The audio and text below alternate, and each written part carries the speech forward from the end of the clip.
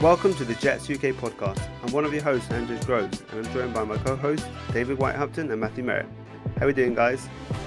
Not bad, thank you. I've kind of gone through the same cycle, which I feel like has happened the whole season, where Monday, Tuesday I spent thinking the Jets are doomed, and I slowly kind of pick myself up through the week and kind of get myself back into thinking that we're about to turn a corner.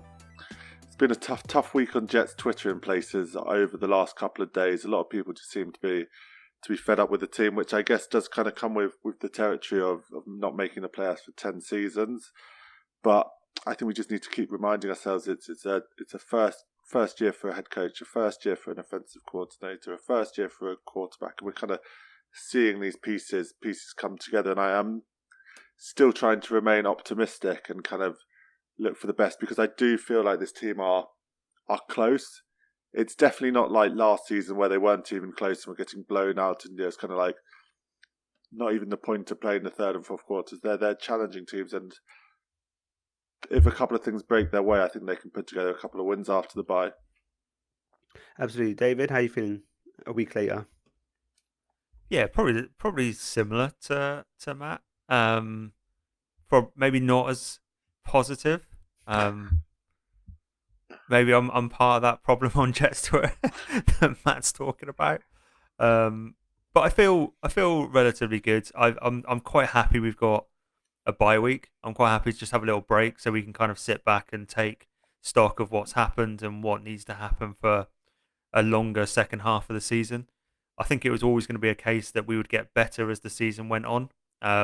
And that's kind of what I've been saying this week on Twitter. I mean, I'm not worried in the slight. I'm not worried about Zach. I'm not worried about LaFleur. I'm not worried about Salah. I'm not worried about anything. If in week 16, 17, we're still at this point in terms of Elijah Moore hasn't really done much. Zach's intermediate and short game still poor. The game plan's still a little bit confusing. That's when I'll start to worry a little bit, because I think 16, 17 games into the season, you should have an identity. You should know your best personnel. You should know your best play calls. So that's quite a long-winded answer for how you're doing from both of us. But it's good. I'm happy to have a bye week, which isn't saying much. I mean, the Knicks start this week as well, so I'm going to get some positivity from them.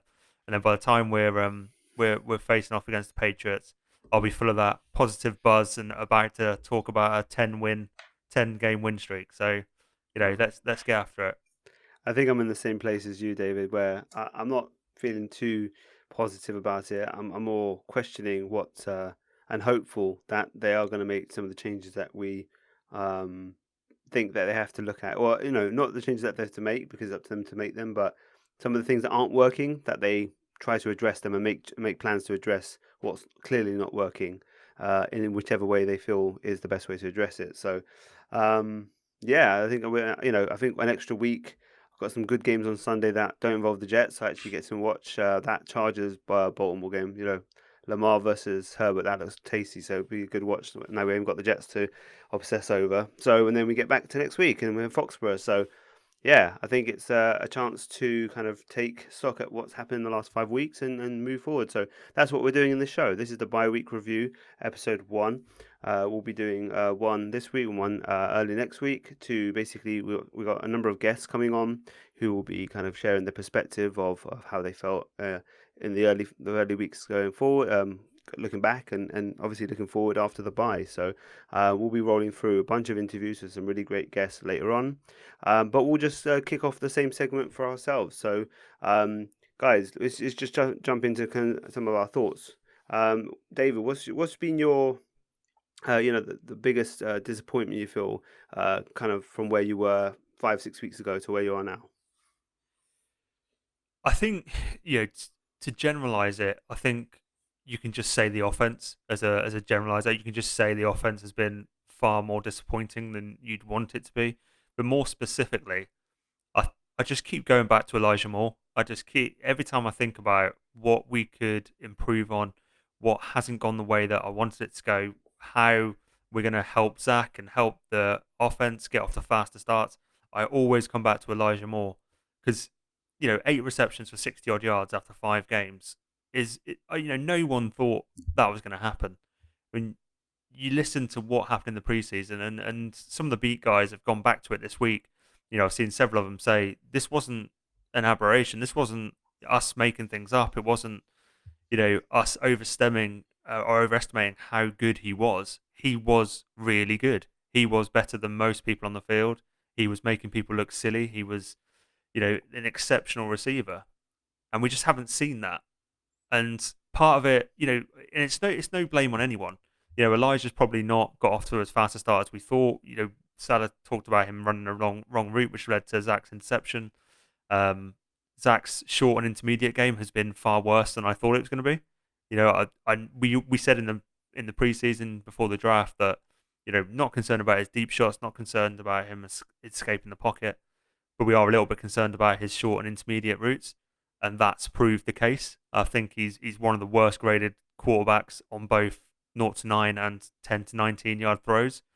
Some of it's not being helped by his receivers. I mean, Corey Davis is dropping at an extortionate amount. I mean, it's 20-something%. I think he's dropping in terms of his targets, and he's not coming down with contested catches either. He's only catching about 40% of those. So, there's so many things, and I think this is where I agree with Matt saying we're close. We are close because there's so many little things that we can do to improve. If Corey just catches it his standard career rate, we're going to be fine. The offensive line have picked up. They've done a really good job over the last 3 weeks. GVR is still by far the worst link on that line. And if we can improve him next year, then it looks good. But Conor McGovern's having a good fight back season. AVT is now becoming one of the best graded kind of guards in the league, not just rookies, but guards in general. Fant's done a fine job. Moses has been a little bit shaky the last couple of weeks, but overall a fine job. But I think the number one priority I would be talking to LaFleur about this bye week is getting the ball into Elijah Moore's hands in space. And that doesn't mean just running him on jet sweeps and things. That means just putting him in a position where he's got a little bit of space to work. Because once you get the ball into his hands, we haven't seen it. He's had 20 odd yards after the catch, which is shockingly low for a player of his open field ability. Mm-hmm. So that would be my number one priority. That's my biggest disappointment so far, is us not being able to get him into the game plan properly. And that's also what I see as the biggest opportunity in the second half. Get him involved. It'll help Zach. It'll help the offense. It'll help the defense because it'll keep the offense on the field longer, and the defense don't have to play 100 snaps a game or whatever they did against Tennessee. So, that for me, that's my biggest disappointment so far. And Matt, what about you? What's the biggest disappointment for you in the first 5 weeks? I think David nailed it. It's definitely the kind of offensive side of the ball is what's letting the Jets down at the moment, particularly in the first half. And I think it kind of rests on LaFleur at the moment. So I'd say he came over kind of as this heralded offensive coordinator from the Shanahan system, which has had so much success across the league. And we've seen his brother go and do it in Green Bay. We've seen Carl's offense do it in Washington, at Atlanta, and in San Francisco. It's kind of been the go-to system. And I think LaFleur has just had his share of rookie struggles in the same way that anyone does coming into the league. And I think the bye week for him is going to be so important as a way just to kind of sit down and hopefully self-assess, self-coach, self-review the first 5 weeks, particularly that kind of the first half, because we've seen it against Carolina, we've seen it against Atlanta. That first half is really costing us. It's only really against the Tennessee where they were able to dig themselves out of that hole. So I think there's a lot for him to kind of look at and review, and I'm sure Salah will kind of be in his office over the next week or so, kind of trying to get it nailed down. I think some of the things that have been particularly disappointing is kind of the player usage. So David touched upon this, but like kind of those manufactured touches for Elijah Moore. He seems very keen to run someone like Braxton Berrios on these end arounds, but I don't see why you can't mix in Elijah Moore there. He's good enough in open field, and he's got that speed and change of direction that he could do a job. We've seen some bizarre, and it's been kind of talked about to death, but the two tight end sets are over the use of 11 personnel. Ryan Griffin has been on as the fifth most snaps for the Jets at the moment through 5 weeks. This was a man who wasn't on the original 53-man roster. They cut him and then brought him back on after the waiver wire or in free agency. He is too relied on. We've seen it every week that he's kind of become a red zone target as opposed to kind of bringing people off the bench like your Denzel Mims, like Keelan Cole. The Jets have enough weapons in that wide receiver room to not rely on 12 personnel, and they kind of moved away from it in the Atlanta game. We saw this was kind of forced their hand by the Tyler Croft injury, and kind of getting the 6 receivers active and kind of rotating through them. And it kind of worked for a lot of the part. Whenever Denzel came onto the field, he was able to kind of make things happen. Keelan looks like a decent enough wide receiver for Elijah Moore, although he didn't get the ball. He was able to kind of draw that 50-yard pass interference. And it's all of these little things which kind of give you hope, because those first 15 to 20 plays of any games, those are the ones that you kind of script before the match. Those are the ones where you really sit down and identify and kind of get a feel for what's working. And hopefully he's able to kind of take that second half, once Zach gets going and those longer passes come off, kind of that momentum can be translated into kind of a faster start. Because there's no reason the Jets should be falling, 17-0 down against Atlanta, or 9-0 against Tennessee, or 17-0 against Carolina. If they're able to close those gaps, they'll be fine in the second half. And this is why I'm still somewhat optimistic, because the Carolina game, if it's a 5-quarter game, they win it. Against Atlanta, if they get one stop on defense, I'm confident that they could go and at least get a field goal to tie it up and take it to overtime. They are closer than I think people realise, but I think LaFleur has to kind of work out how he's going to put together a 60-minute performance that isn't going to put us in this deep hole with the defence playing 40 minutes, 100 snaps, whatever it is. So hopefully this bye week comes at a good time. LaFleur's able to self-reflect and kind of take a new approach, a fresh lease of life into the kind of upcoming weeks. Yeah, I really hope so. I mean, the biggest disappointment is LaFleur, but specifically the opening game plan. You know, we talked about it recently, David, I think on the recap this past week about, you know, the amount of points they've put up in the first half. It's just not been good enough when that's your opening script. Even people like, you know, Gase was able to do a decent job on the opening drive and stuff.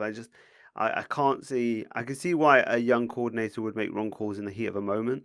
You know, in terms of the decision making, the play calling, while things are going quite fast and dynamic. But to come from the school that he's come from, that you would think that he could be able to, with time and space, be able to cook up a decent opening game plan against the other defense, you know, that they're facing. You would have hoped that kind of idea, that the kind of mentality and the teachings that he's learned would have given him that ability to kind of diagnose what's the best way to attack them first, you know. So the fact that hasn't happened, on top of some of the play calling issues and the personnel issues, overall it's not great. But that specific thing is where I think even a rookie, kind of a first time play caller and offensive coordinator, I feel that from where he came from, that's where I thought that's kind of base of where he should be achieving. And then the other things I think we're a little bit more misgiving in terms of kind of learning on the job in the heat of the moment. So hopefully he's able to kind of diagnose the first 5 drives or the first kind of couple of drives in each game and see what they didn't do, and hopefully fix that as well as all the other multitude of things that need work. And there's a lot of work, as we know, on the offense. But if we spin positive now, David, what's been one of your pleasant surprises of the first 5 weeks? I think I'm going to just go with the absolute obvious one, and that's our defensive backs. I've been really impressed with not only Bryce Hall, because we almost got to a point where we expected Bryce Hall to be good, but you look at like Michael Carr II, he's having a fantastic season. I mean, he's one of the highest graded cornerbacks in the league in terms of rookies, and it's a 5th round guy. So we're getting value in these 5th, 6th round guys. So, I thought that was going to be an area that we'd really struggle with. We have kind of got a little bend but don't break mentality, so our yardage doesn't look amazing, but we are keeping a lot of passing offenses out of the end zone as well. Last week Matt Ryan got a couple, but then they came on when we had our defensive ends covering their tight ends and receivers. So, I think you've got to be happy because the youth that's there's no real experience in that room.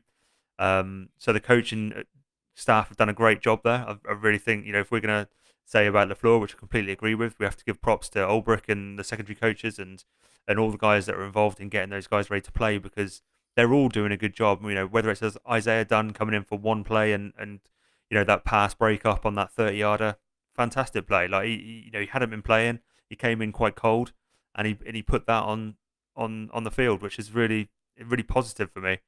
Like I said, Mark Carr the second, Bryce Hall. Even the secondary in terms of the safeties have been relatively good. Outside of Sheldrick Redwine, who I think got cut, so I don't think he's any longer with the Jets. Yeah. But you look at Colbert and a couple of people like Ashton Davis has come in, he's done okay. It's not a star-filled room, but they're doing a really good job. So I think that's something to be really positive about because it's young as well. So I think they're going to get better. Yeah. And they're kind of working across both man and zone coverages. So it's not, they do run a lot of zone, and you give up more completions in zone. That's just the way it is. But when they do run man, all the cornerbacks looked as comfortable switching it up. So I think that's really positive as well. So yeah, I think the cornerbacks have been fantastic so far this season, and I hope they continue to improve and continue to impress because the ceiling for those guys is really high, especially Bryce Hall. I mean, Bryce Hall's playing at such a high level that he could get into that conversation about one of the better tight ends. Got tight ends in the brain, better cornerbacks in the NFL. So that's going to be definitely the big positive. But let's see how that looks after 16 weeks. We may be sitting here in 5-6 weeks going, there wasn't enough experience in that secondary, and as teams saw this system, saw these players on tape, they started working out how to exploit them. Yeah. So I think we need to look at this after the whole season. But so far, so good for the secondary. I think that's a very popular answer. I think it is the biggest surprise when you look at kind of where we thought it might be and where it ended up being. So I agree with you on that one, and I think a lot of people would as well. Matt, what's another one that you think has been a pleasant surprise? I'm not sure if it's necessarily a surprise, and I think the obvious one is to kind of go with the defensive line, just to build on what David said. The whole defense has been surprising, but I think it's good to reflect on some of the positives on the other side of the ball, on the offensive side of the ball. And I think for all his misgivings in first halves and slow starts, I think when Zach's looked good, he's looked really good. And I think we kind of forget about this because it doesn't always show up in the box score and it doesn't show up on the win-loss record. But in patches, he's shown enough that should give anyone confidence that he can be the guy in New York for a long time.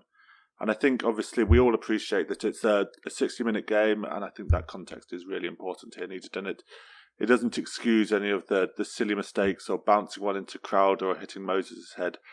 But his long game and his ability to create outside the pocket and his kind of, once he's got into that rhythm and that tempo, which is often lacking from the Jets offense, he's looked really good. I think the Tennessee game in particular was the best game that any rookie quarterbacks played this season, despite all the love that Check Down Charlie or Mac Jones gets up in New England.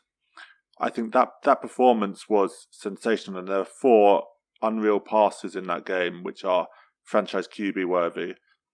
In the kind of second half in the Atlanta game, once it started flowing through, once they started playing tempo, there were so many nice deliveries. That 50-yarder to Elijah Moore, which would have been a touchdown if it wasn't for the DPI.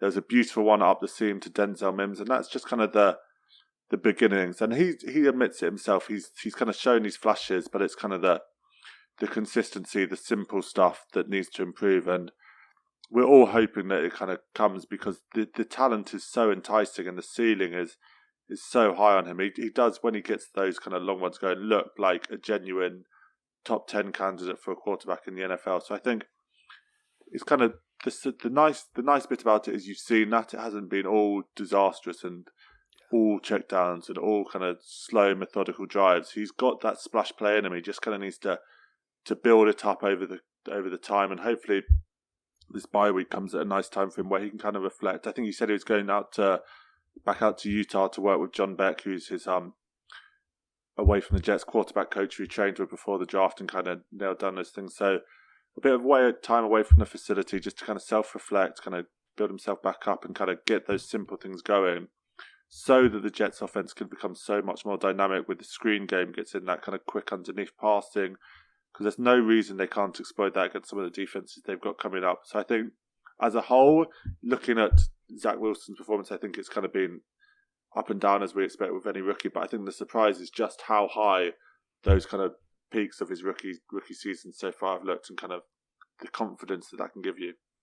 No, I do agree with you on that point. I mean, even on his one of his worst performances, which is the one we saw in London, that throw to Denzel Mims where Denzel not even come around the back of the defender in his route, and Zach's sling it through the middle. It was just a beautiful throw, and even in a bad game, there's flashes of real quality from him. So if he can put it together, especially in the short game, if he can get those little things right, he can do the big things. And I think that's really gives you confidence that the ability is there to do the big things. So hopefully the things that are struggling are easier fix and easier for him to get right. And once he does that, then we should have some real fun with him. I think my one would basically be, I guess, again, going like you, Matt, maybe less surprise, but more just nice, pleasant surprise that it's confirmation that they're the people that we've enjoyed with Elijah not being so good, but AVT and Michael Carter being the players that we thought they looked to be the players that we thought they were when we drafted them. AVT's really come on strong the last few weeks as one of the best rated linemen this past weekend. And Michael Carter's, he's looked like the player that you thought, you get. It's still work in progress. There's still moments there that he's got to work on, obviously, and for both of them. But to have both of them really show off in the first 5 weeks, that they're pretty good players and good draft picks from where we took them. Especially with AVT, with all the metrics of do you take trade it up to get him, all that nonsense. It really shows like if Becton comes back and kind of get back to what we saw last year from him with AVT. Well, that's gonna be as much as what we thought in terms of pushing, getting some push off the line on the left side. That's gonna really be tasty. So we look forward to that in the future. But no, it's nice to see those two guys kind of performing well and playing up to the draft status and what we got. So yeah, I think in terms of the next part we'll talk about is basically if you could change one thing about say you had the power to make one change in the buy for the rest of the season, what would it be? So David, do you want to kick off with that? Can I just say the offensive game plan? I was being more specific. Otherwise, I think every one of our guests are going to say the same thing. Change the offense, but no, anything specifically in the offense that you thought maybe a key to changing things. If you could just change that one little thing, that would be a big help. Well, I think just going back to the point I made earlier in the show is getting the ball into Elijah Moore's hands more. Yeah. I really do think that's the key because I think it does so many things. It helps Zach on his short and intermediate routes to try and get the ball to Moore, who's in college showed he's a very reliable receiver. He's had one drop this year so far, which it's fine, and I don't expect that to go up that much. He's not a player who's renowned for that, so that'll help Zach's accuracy. It'll help move the ball. I think I don't like to give Rich too many props, but Rich kind of put it perfectly when I think it was Salah was asked about Elijah Moore's snap count, and he said that they didn't have enough offensive players to really get him involved. And Rich just said, well, maybe you'd have more offensive players if you got your best offensive players involved. Yeah, exactly. And I kind of that it's so simple, but I actually really agree with that. And it's not just Elijah either; it's Denzel as well. It is Denzel Mims. I really want to get that. If I can say wide receiver rotation, let's just go with that one. I think the wide receiver rotation needs to be sorted. Because I do think we need to see less Berrios, we need to see less Jeff Smith when he comes back. We need to see more Denzel Mims, more Elijah Moore. Just get the ball into their hands. Just give them an opportunity to showcase what they can do. Because every single time Denzel Mims has touched the field this year, he's made something happen. Yeah. And then he's quickly been sat back on the bench for the next 10, 15 plays. And lo and behold, we probably end up punting in that series. So I think, that part of the game plan does need to be looked at. And that will have a knock-on effect in terms of, okay, we won't run as much 12 personnel if we have those guys incorporated into the lineup, because the 12 personnel just doesn't make any sense on any level. Because even when they're in there, they're not actually very good blockers either. So if you look at Ryan Griffin, he's not a great blocker. So would Denzel Mims do a better job? If you want to line him up in line Denzel Mims up in there. He'll probably block at the same standard, but also offer a much better receiving target when he releases. So, I think there are a lot of little things we can do, but we're not too far away. But get the ball in Elijah Moore's hands. I mean, let's just, we've spent a second round pick on him. They said they graded him as a first round player. Let's treat him like a first round player. Let's treat him like a first round receiver.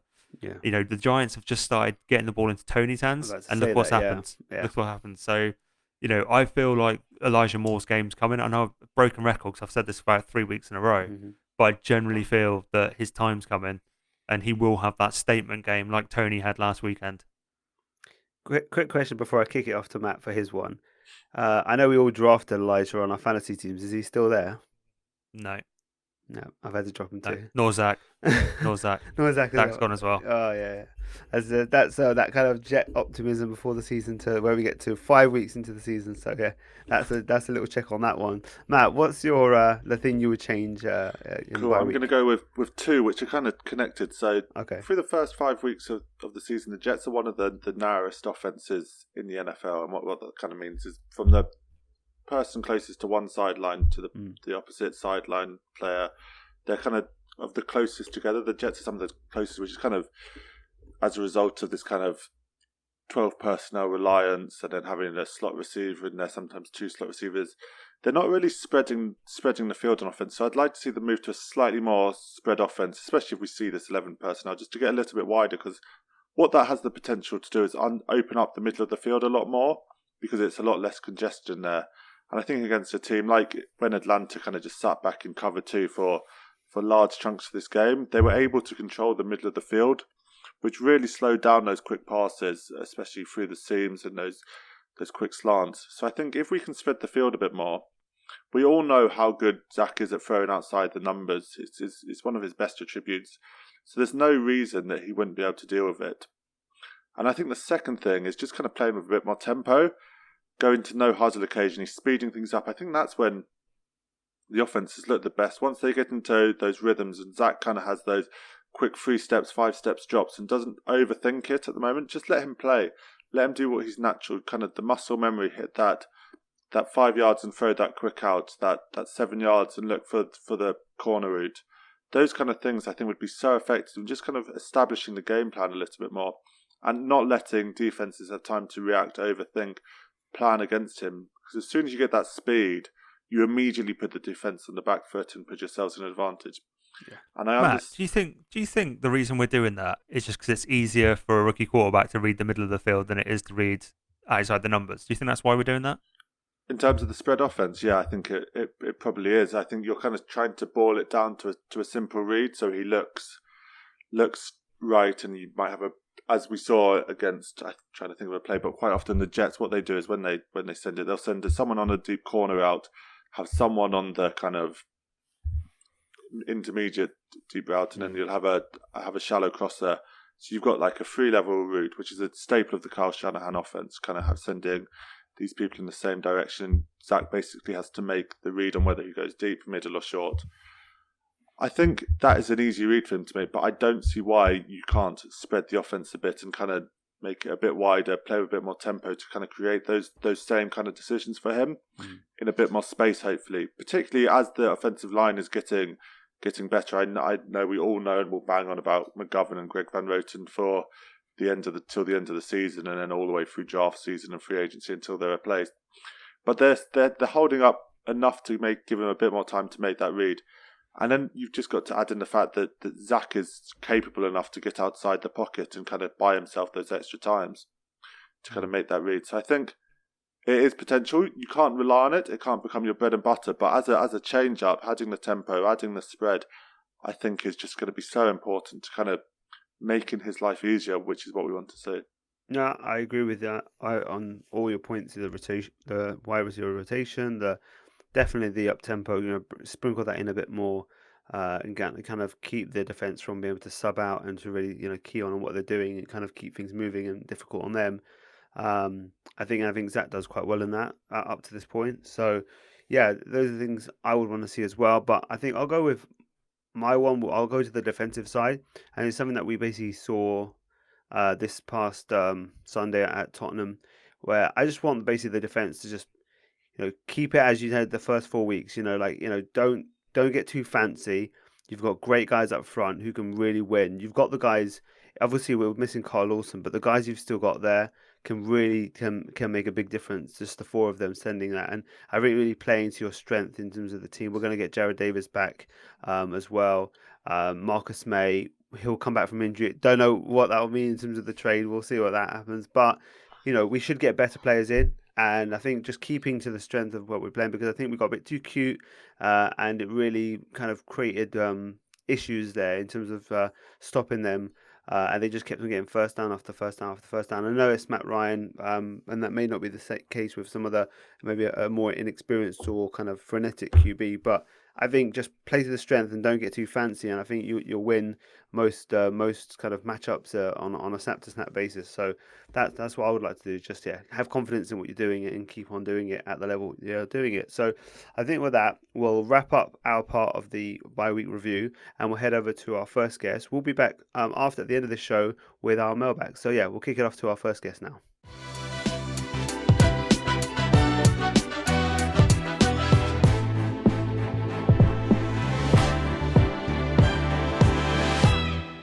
Okay, so we're joined by Joe Caporoso, who is the EVP of content at Whistle Sports, but we know him in the Jets community as the owner and editor-in-chief of Turn on the Jets, and also one half of Badlands with Connor Rogers. So Joe, thanks for joining us on the pod.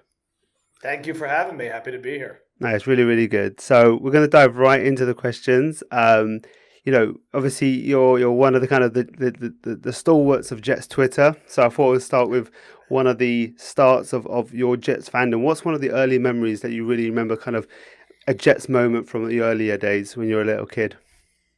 So I became a Jets fan because my grandfather had season tickets for the Jets and would take me to games when I was a little kid. The first game I went to was actually, I believe, a 9-3 loss to the Colts, unfortunately, way back in like 1992.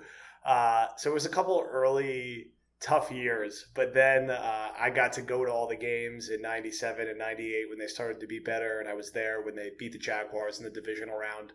So I was definitely hooked after that, and then fortunately I've been lucky enough to dabble around and make some content on it. But really it was just going to games as a little kid and then watching them actually start to be like pretty good after being bad for so long. It's a pretty good start to jump in just before they got good at the end of the 90s, so it's a pretty good time to jump in. I mean, I jumped in at 2001 myself, and then eventually we got to some pretty big success. They were pretty good, but they got to success at the end of the decade with Rex. So hopefully we're on our way back there, but we'll see. In terms of the TOJ, Turn on the Jets, you started at in 2010. What was the kind of the impetus of the start, and kind of what was that like starting up, and how that kind of has developed over the last 10 years? Yeah, I was initially just posting on like ESPN message boards and like writing a little bit for like smaller publications online. And then NBC launched this website or this network of blogs for every pro sports team in America. And they saw one of my articles somewhere else and asked if I wanted to run the Jets version of it, which was called Turn on the Jets. They let me run it for like a year, and then the network shut down. And I asked if I could just buy the domain from them and keep doing it when I left college, which they let me do. And just kind of kept doing it on the side of my full-time job as I was starting to work outside of college, and just slowly built it up. Started tweeting a little bit, made a Facebook page, started doing some YouTube videos, and mostly through Twitter. Was able to kind of be consistent with it and then develop it off into a podcast. So it was really just chipping away at it for a while, and starting off at some smaller sites and then kind of being at the right place at the right time with that network that had launched. Yeah, well, obviously you started it at one of the pinnacle moments of our kind of Jets fandom, and it's kind of gone downhill. So from there, so bad timing. Yes, yeah. very So bad I mean, timing. but I guess I've enjoyed your content throughout the years, and kind of felt the pain and the frustration of all the decisions that the Jets make and the Johnsons make with their hires, and it's just been a roller coaster. So now, hopefully, I like the people who are in place, and let's see where we go. I know it's a bit, everyone's freaking out right now as we get to this year. We're in week 5 in the bye. We're past week 5. Everyone's freaking out, but I think it's very early for this group. And going on to this year, what would you say is kind of your biggest kind of disappointment from your expectations before the season, from what we've seen in the first 5 weeks? I've both been most disappointed with the offensive coordinator with LaFleur. I had pretty not high expectations, but higher expectations than this, I would say. And some of the personnel usage has been really frustrating to watch. I dislike seeing so many 2 tight end sets. I don't think they've done a good enough job of manufacturing touches for Elijah Moore, finding creative ways to use Denzel Mims. That I think is a bigger problem than the play calling. Play calling has not been great, and there's been some problems situationally. But how they've used personnel has been troubling. And he's a very young offensive coordinator. He's 34. It's his first time doing this. My hope is that over the bye week, they're really going to self-scout hard and be smarter about how they get the ball in the hands of their top playmakers, because I don't think they're that far away. Elijah Moore has been close to a couple big plays through the first 5 weeks, but I definitely don't think they're maximizing their talent on offense, which is frustrating to watch play out. Yeah, I mean, definitely. I probably would agree, and I think a lot of the Jets fans would agree that our expectations of Mike LaFleur and where he's come from would it was just exciting to have a piece of that kind of that system, of that philosophy. It's not quite worked out so far, but you got to realize that he's still got a long way to go. He's not Mike Shanahan, even he comes from that system. So we just have to kind of be patient and go through the process. What would be, on the flip side, what would be one of your pleasant surprises that have come through for the first 5 weeks? How well the secondary's held up. I think the defense on the whole has been a really pleasant surprise. I thought they'd be, they would struggle a lot out of the gate. They're playing a lot of really young and experienced players, especially at cornerback. And guys like Bryce Hall, Michael Carter, Brandon Eccles have played really well, especially Hall. He's held his own as a lead cornerback. Michael Carter, as a day 3 rookie playing slot corner, which is one of the hardest positions to play in the NFL, has been really good and looks the part of a day 3 steal, which is something the Jets have had, unfortunately, not enough of in recent years. So there'll be harder tests upcoming for that secondary at certain points, but they've done a very good job holding up. And the defensive front has still been good despite not having Carl Lawson. I know last week wasn't the best week, but 2 weeks ago they had 7 sacks, and they really won that game down the stretch against the Titans. So it's been good to see the defense punch above their weight and overachieve, and especially the young players in the secondary play so well. Yeah, I mean the defense has been mostly good. It was very difficult watching them and trying to explain to my friends on at the game at Tottenham. These guys have been playing really well, and they were going, "Look at this Jets defense, they're terrible." And I was like, "No, they're actually really good." And like they weren't showing up on Sunday. They weren't as strong as they were okay in parts, but they weren't as strong as they had been in other weeks. And it was not helped by I don't know if you picked up basically this past week when the Falcons got a first down. There's this horrible screeching Falcon noise that came on at every first down, and so. Yes. Everyone started really hating the Jets defense for allowing all those a dink and dunk first downs that Matt Ryan was getting. So it just it made everything worse with the Jets defense. So yeah, it was not good to kind of try and say to my friends going into the game, "Oh no, the defense is playing really well," and then they turn up like that. It was like, but overall they have been really, really good, and I think they punched above their weight, as you guys have said on the pod, and I really agree with that. I think we all really surprised by the performance, and I think it comes down to the coaching that's there. I think the strength of the coaching with Salah and Ulbrich is a little bit stronger than with LaFleur, with the experience kind of lacking. I think that kind of is the difference in terms of really coaching them up and getting people to play above their expected performance level. So no, I with you with that, and hopefully they stay good and the offense can pick it up, and then we end up being a pretty hard out on a Sunday. So if we go to the last question, what would you change if you could change one thing or make one change happen over the bye week? What would it be going forward? The offense has to find a way to use Elijah Moore more, use Denzel Mims more. In exchange, use Ryan Griffin less, use Braxton Berrios, although he's been fine, a little less.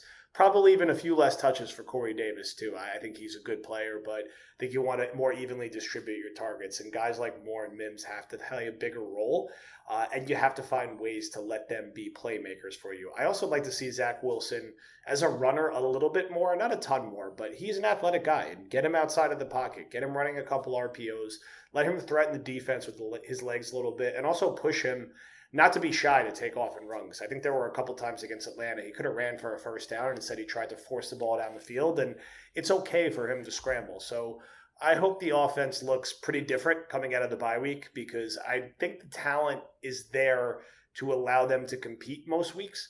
And they've been competitive in 3 of their 5 games, which is sadly a lot of progress from last year. But that's the side of the ball that has the most work to do over the bye week.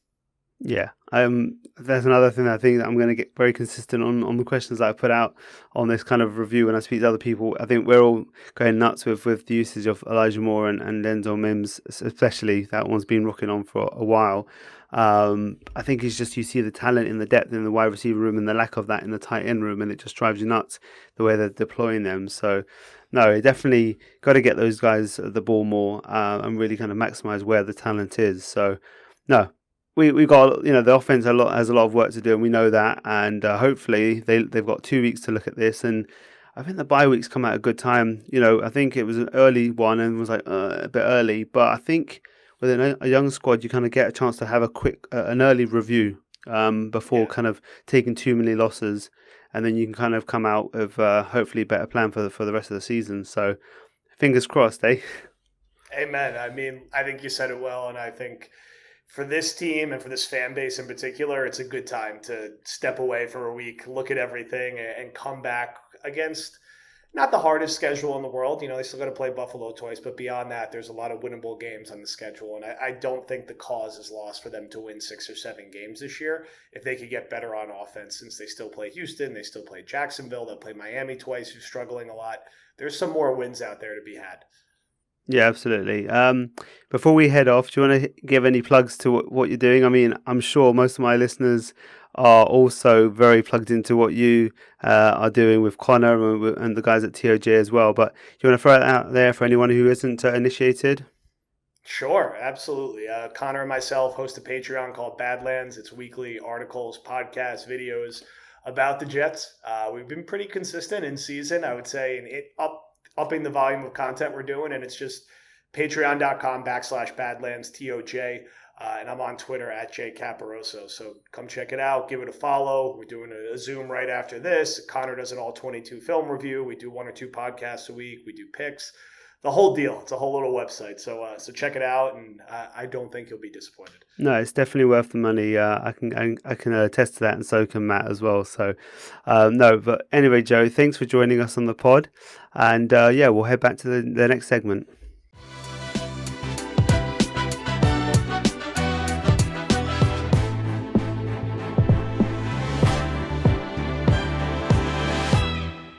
Okay, so we're joined by DJ Bien-Aime, who's the Jets beat reporter for the New York Daily News. DJ, thanks for joining me and David. Thank you guys for having me. I'm glad to be here, I'm glad to talk to my London brothers. Yes, you've obviously just been over here, so you finally get a taste of life over here for a few days. And how was your trip? Yeah, so I mean, I was there from Friday to Monday morning. My flight was, I think, out on Monday was like around 9. So basically, there Friday, Saturday, Sunday. I wish I was supposed to get a Thursday, but I missed my flight. I supposed to leave Wednesday night so I can get the Thursday morning. I missed both of my flights. One because I couldn't get the first one I missed it because I got to the gate too late. Not the gate, but like check in too late. You got to be here 60 minutes prior, and I got there with like 55 minutes to spare. Well, I want to say 65 minutes to spare, so I didn't have enough time. So I was scheduled for the next one, but when I got there around like 7, I had to be in by 7. I was there by 5:55.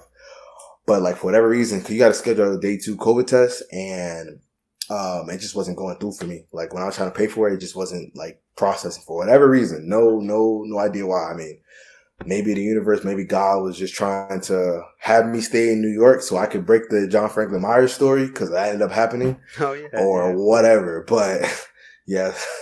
So I mean, the way it ended up shaking out, it ended up working out long term. But I enjoy just the vibes. I enjoy the food. I enjoy just being in the atmosphere for sure. Like London's a cool vibe. I mean, that was my 3rd time going. I went a couple times as a kid, but being out there again, just for the stadium is fire. Yeah, that's the best stadium I've been to this whole entire season. That's interesting. Yeah, it is a very impressive stadium for even our for our standards. I mean, we've got some good stadia in this country, obviously with the Premier League here. But yeah, no, it was definitely the first time I went there. It does go, wow, this is actually really good. Like you hear about it, and when you go in there for the first time, it's really impressive. I heard that you enjoyed Indian food. Yeah, we're very famed for the Indian food in this country and this in the city. It was fantastic. I had something like some salmon with something else on it. Like it had this one sauce that was just fantastic. And then I forgot what my main meal was because the salmon was just so good. But whatever I had after, I had lamb, and the lamb was fire. That's a restaurant I'll go back to. You don't really get that in New York, do you? Because last time I was in New York, I think I was looking for Indian food, and I couldn't really find anywhere that was, every time I said, "Oh, I'm going here," the locals were like, "No, don't go there, don't go there." That's a good question. I've never looked for it. I've had Indian food before when I was in California when I was going to a track meet. I remember going to one on UC Davis's campus, but that was the last time I ever had Indian food until obviously last weekend. So my roommate, she's Indian also. So I mean, she's made some stuff for us here and there. So overall, though, I mean, the food's fire. Period. Definitely, we should take you out to some other spots. There's some great Jamaican food out here with our big Jamaican, a lot of the communities out here as well. So definitely take us to some next food when you come over to London next. David, if you want to jump into the Jets and what we're seeing about them, this season, I guess the first question we throw at you, DJ, is what would you think has lined up from what you saw in the summer to what's played out in the first 5 weeks? So in the beginning, the offensive line issues that kind of lined up.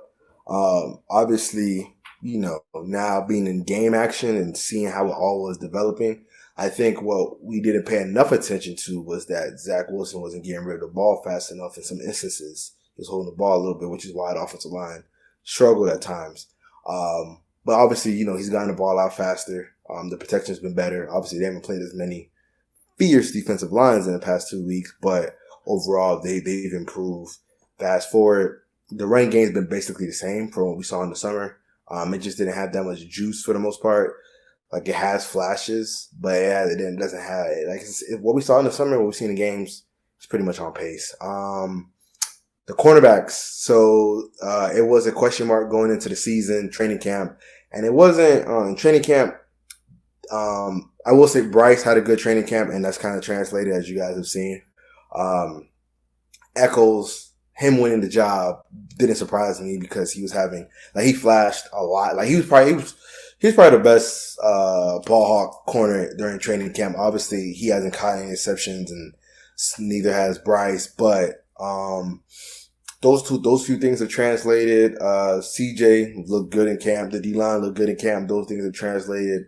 The receivers, they haven't translated as well as you'd have liked. Elijah Moore, I mean, combination of maybe, him not getting open as much as he needs to. Granted, statistic and film say otherwise, but, there are plays where he's not, getting the separation needed. Corey's been more up and down. Training camp is pretty consistent. Keenan Cole in the spring looked good. Training camp, not so much. But, he has his moments. He's giving you what you basically brought him in to be. Crowder in his, 2 starts has been what you expect from Crowder. But, we thought that, the group had a much more, they're going to be a lot more explosive. And that really hasn't been the case. Obviously, again, you get the flashes here and there, whether it's the Keenan Cole, 53-yard completion against Tennessee, and you get Corey Davis 55-yard completion against Tennessee, or the 40-yard completion to Denzel Mims. But, obviously that's been far few in between. And obviously those 2 plays against Tennessee, that was more Zach kind of making something happen in that aspect. But, tight ends, the way they look now, how they looked in training camp. So that's basically been that. So, yeah. Dave, you got any questions for DJ? Yeah, I was just going to say, so a couple of questions. Michael Carter II obviously had a really good start to the season. Did he flash in training camp? So him and Guidry, they never, they flash in a good way that you never ever saw them getting beat. They're never getting beat deep. It's just maybe not good a catch or two, but it was hard to notice them. But that's a good thing sometimes, especially at defensive back, right? Because if we know the shoes because you're getting picked on, but they neither one that really getting picked on in the slot because they were out there, basically strapping it up.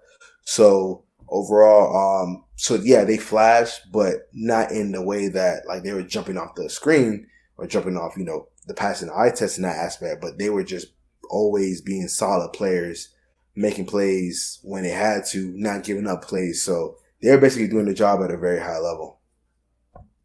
Yeah, and the tight ends, you mentioned the tight ends there. We're playing a lot of 12 personnel at the minute. Do you think the coaching staff really believe that these tight ends are good tight ends, or is it a necessity to try and help the offensive line and help Zach? That's a really good question. I think yes to both. They, obviously they haven't met expectations for the Jets. Tyler Kroft had a really good preseason game against the Packers, but obviously we haven't seen anything. He hasn't shown us much since. They kind of have to run 12. Not have to run 12. They don't have to, but that's a staple of the Kyle Shanahan West Coast offense. The only person in the tree that doesn't use a lot of 12 is Sean McVay. But that's, he pivoted. Like, he realized that he has really good receivers, so I should run a lot more 11. They run 11% on 80% of their snaps. So with Green Bay, they're around the same percentage in 11 and 12 as the Jets. So that's big. And obviously the Niners, similar situation. So that's just how the offense is built. But I think that they should eventually, obviously still have it. But right now they're a 36% usage rate. I think they should drop it and then be more in 11. One, to get the run game. I think the run game can get going in 11. They're averaging, I think, around 5. I gotta look at the exact numbers, but they're averaging a good amount in 11. But that's because teams, when they see them in 11, 73% of the time they throw the ball. So teams aren't prepared for it. So I think that they should, to jumpstart it. I had wrote in my article that they should dictate what, make the defense stop what they're doing, so play to your strengths. You can run well in 11 because teams expect you to throw in 11. They throw, again, 73% of the time they're in 11, they're throwing the ball. So, counter that, run the ball, get the ground game going. And, that can keep the offense on the field, get you in a rhythm. Cause 12 just isn't working really well. You know what I'm saying? It just Zach has terrible numbers in 12. You just don't have the tight ends to run it right now. I think you can run 11 because then you can have either one Griffin or Tyler Kroft out there. But both of them out there is just not working to the best ability. It's not the end of the world if you can't run 12 this year that much. It's not the end of the world. It's year one. You got to do whatever you can to make sure that you're putting Zach in a good position to succeed. So, yeah. That's basically what we've been saying and screaming about for weeks on end at this point. The way you see it, you could throw 11 personnel and have Corey and Denzel out there. They would do just as good a blocking as some of the tight ends blocking anyway. Right. So, it's kind of, you can have both of them to do both jobs, in terms of receiving or blocking. So, I think at this point, we really hope that over the bye week, they'll have a chance to see that and really kind of pivot, because I think you saw some success in some of the drives this past Sunday when they did go into 11 and Denzel was in. They were able to create some success both in passing and rushing. So definitely a hope. And our man Elijah Moore, I know you were very and all the beat were really high on Elijah in terms of what he was showing. Obviously it's been a very quiet start for him. What do you think it is? Obviously, is it a combination of him? Obviously he's been obviously a bit nicked up. But also, it's kind of, they're not getting the balls enough, are they? Right.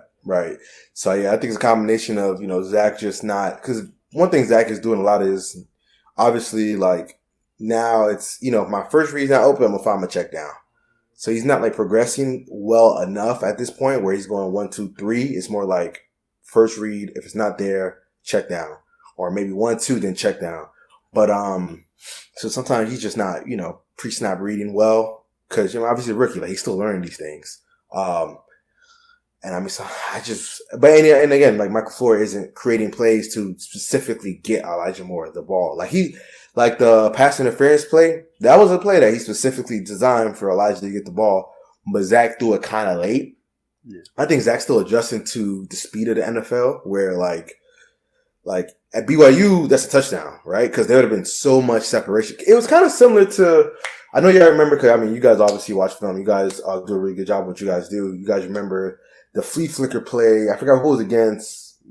it might have been against Houston. I don't know. Also against somebody where flea flicker and Zach waits a while, then throws it to the man streaking down the middle of the field. Obviously he catches it, doesn't get into the end zone. There's somebody else open, but he waited, he took his time, and he launched it out there because there was just so much space, so much separation. But NFL, you can't be late on things like that because really that should have been a touchdown, right? Yeah. Because Elijah was open. It should never been a situation where AJ Terrell could have come in and broke the even drew the PI. Granted, yeah, they scored, but that's just one example. And sometimes like Zach, Elijah just had some back luck, right? Obviously, like you guys saw the one whole shot catch that he had against cover 2 where he sat in the window on a go route, but he had illegal touching. Or against the Panthers, very similar situation. He catches it, and what do they call? They call illegal man down the field. So obviously, and if let's say those two happen, and then obviously against the Panthers he catches that 60-yard bomb.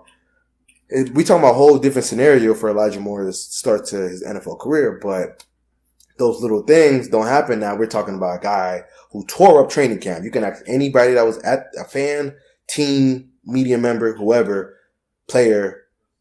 He tore it up, and right now he's sitting in 4 games, 8 catches for 66 yards. Like, I didn't envision that at all.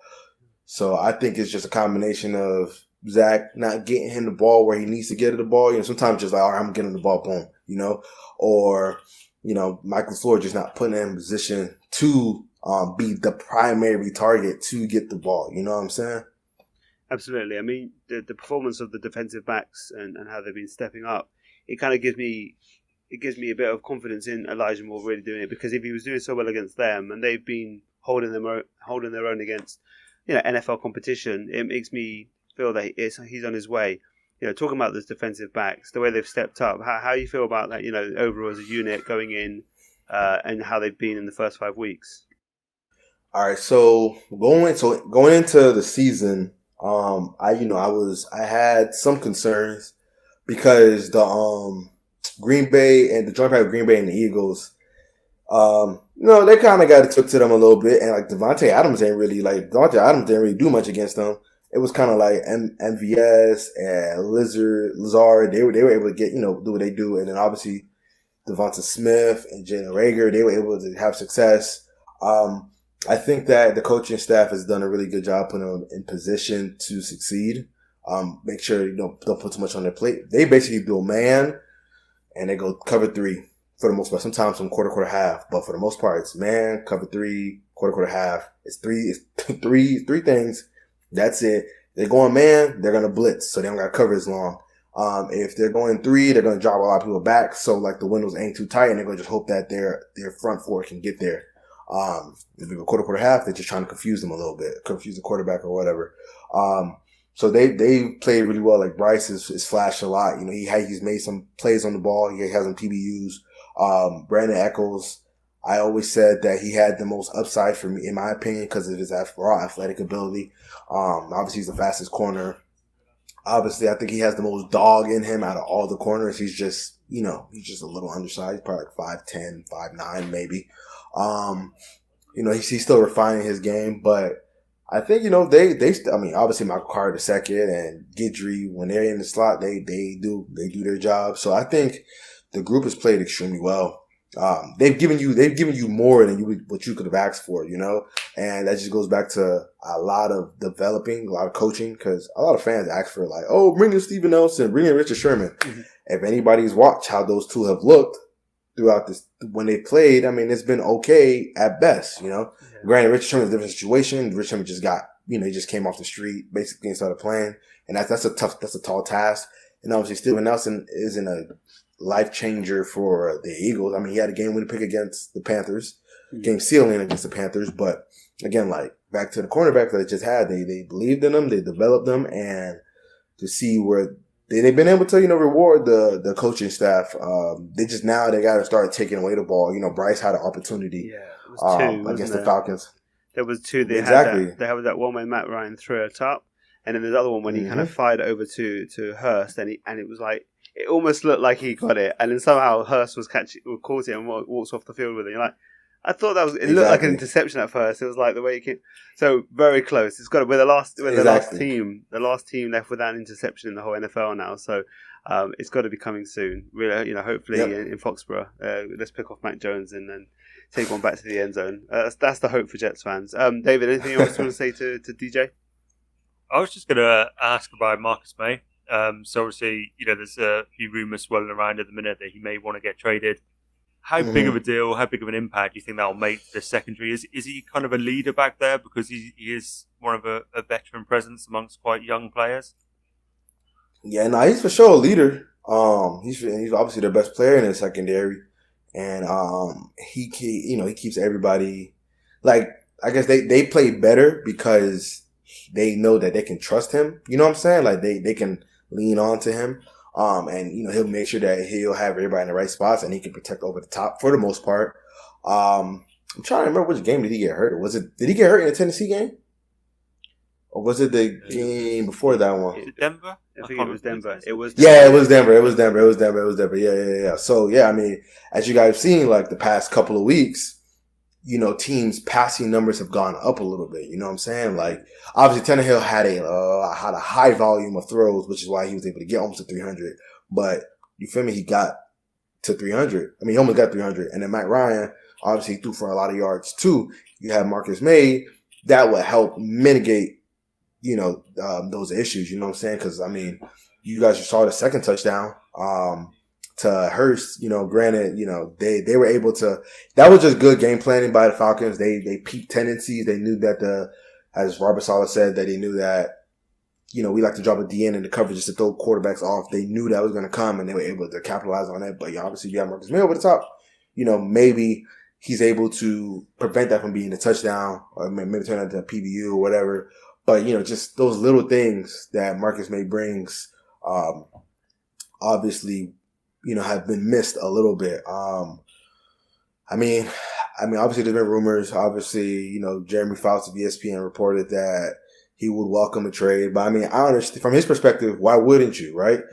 Why wouldn't you welcome a trade to a team that would hopefully give you the extension? Because this is coming out. It comes down to the extension, right?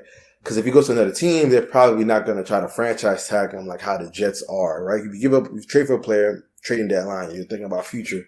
And obviously, the Jets, they have the ability to franchise tag him. Obviously, they franchise him this year. They can franchise tag him again. So, obviously, he ain't trying to deal with that. So, I guess it's more of a business strategy. I don't think he dislikes being a member of the Jets. I think he enjoys the defense. He enjoys his role. I think it's just more about security. But, obviously, he had his DUI incident, and then he had, suspended license thing also. So, there's been some off-the-field issues that the Jets say that they didn't know about. I'm not too sure about that. But yeah, these are the things I guess that come out when it gets to contract talking and things like this.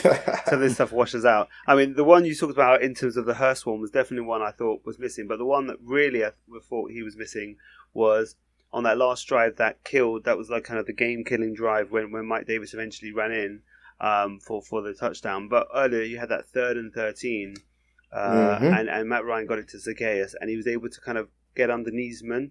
And I thought if that was Marcus May, might have stopped him and got a 4th down, and then they would have punted it back. That was always a question. When I saw the game back, I thought maybe that's the difference between a Niesman and a May. Like Niesman was there, he just didn't quite make the tackle and prevent the 1st down. So let's see what happens with Marcus May. Obviously, there definitely could be some things moving in the next couple of weeks with him.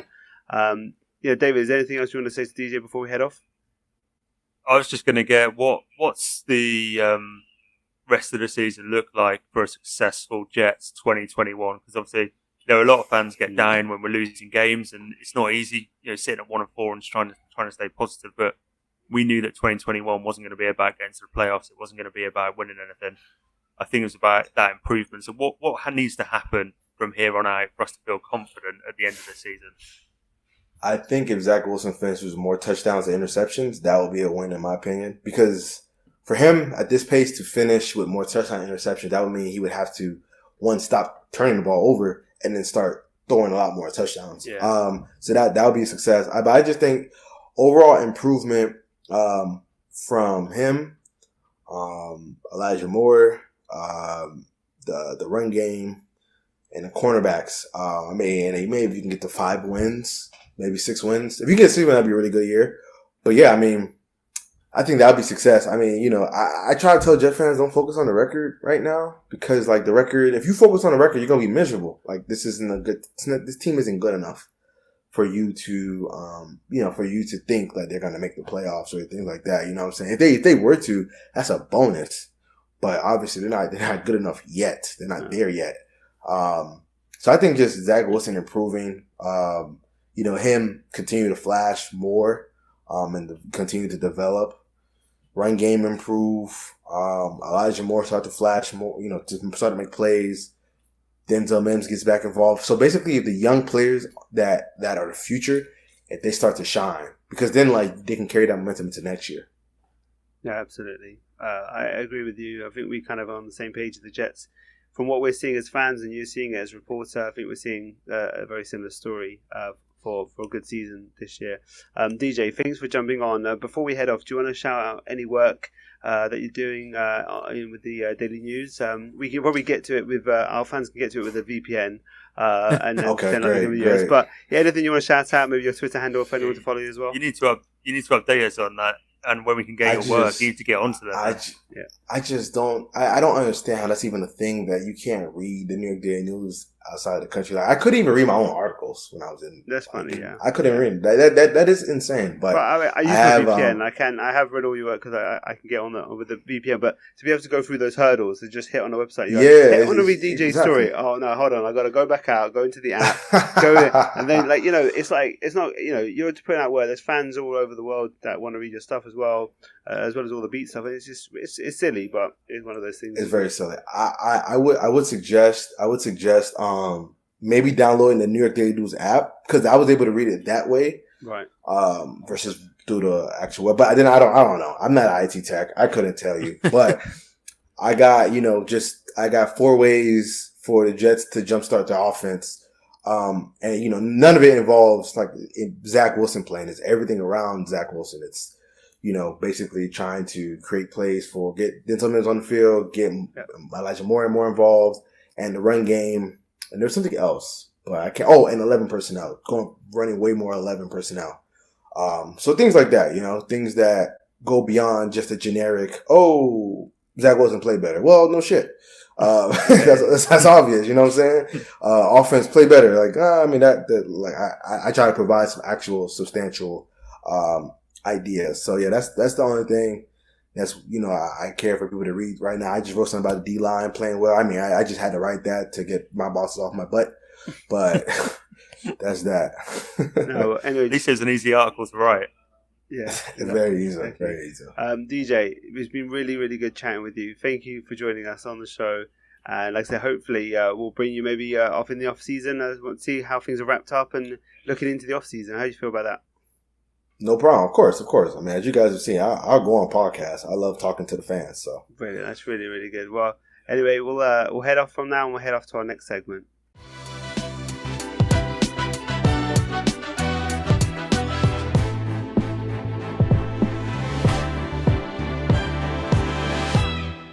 Okay, so I'm joined by Joe Blewett, who is from Blewett Splits, and he's the resident film guy for Jets X Factor. Joe, thanks for joining me on the pod. Yeah, definitely appreciate you guys. I said it in my latest show that I appreciate the noise that you guys made in the UK, so I have to repay the favor and come on the podcast. It was definitely a great moment when we made them jump off sides, and I was getting really excited. I don't think people understood how pumped I was that we actually done it. We actually in a stadium filled of general fans of all the teams. We actually got them to jump off sides through the noise. I was like, yeah, that's really awesome. I think part of it was also people were sick and tired of listening to the screeching sound. I don't know if you picked this up. Basically, every time the Falcons got a first down, there was this horrible screeching sound, like a Falcon sound that drove everyone nuts. So I think at that point, everyone was just willing the Jets to get them off the field and not allowing them to get the first down. But I think it definitely helped. We're making as much noise as possible. So definitely try to rep the Jets. I know you guys do when you're in MetLife and on the other ground in the other stadiums in America. So, but no, it's really, really good jumping for you to jump on. Before we jump into it, how did you become a Jets fan, and when was it that you had your first memory of it as a Jets fan? So one of my really good friends when I was young was a Jets fan, and his dad was a big Jets fan, and they drove their Jets bus to at the time the Meadowlands and Giants Stadium, and my family wasn't too big into it. There were a lot of Giants fans, but not a lot of diehards.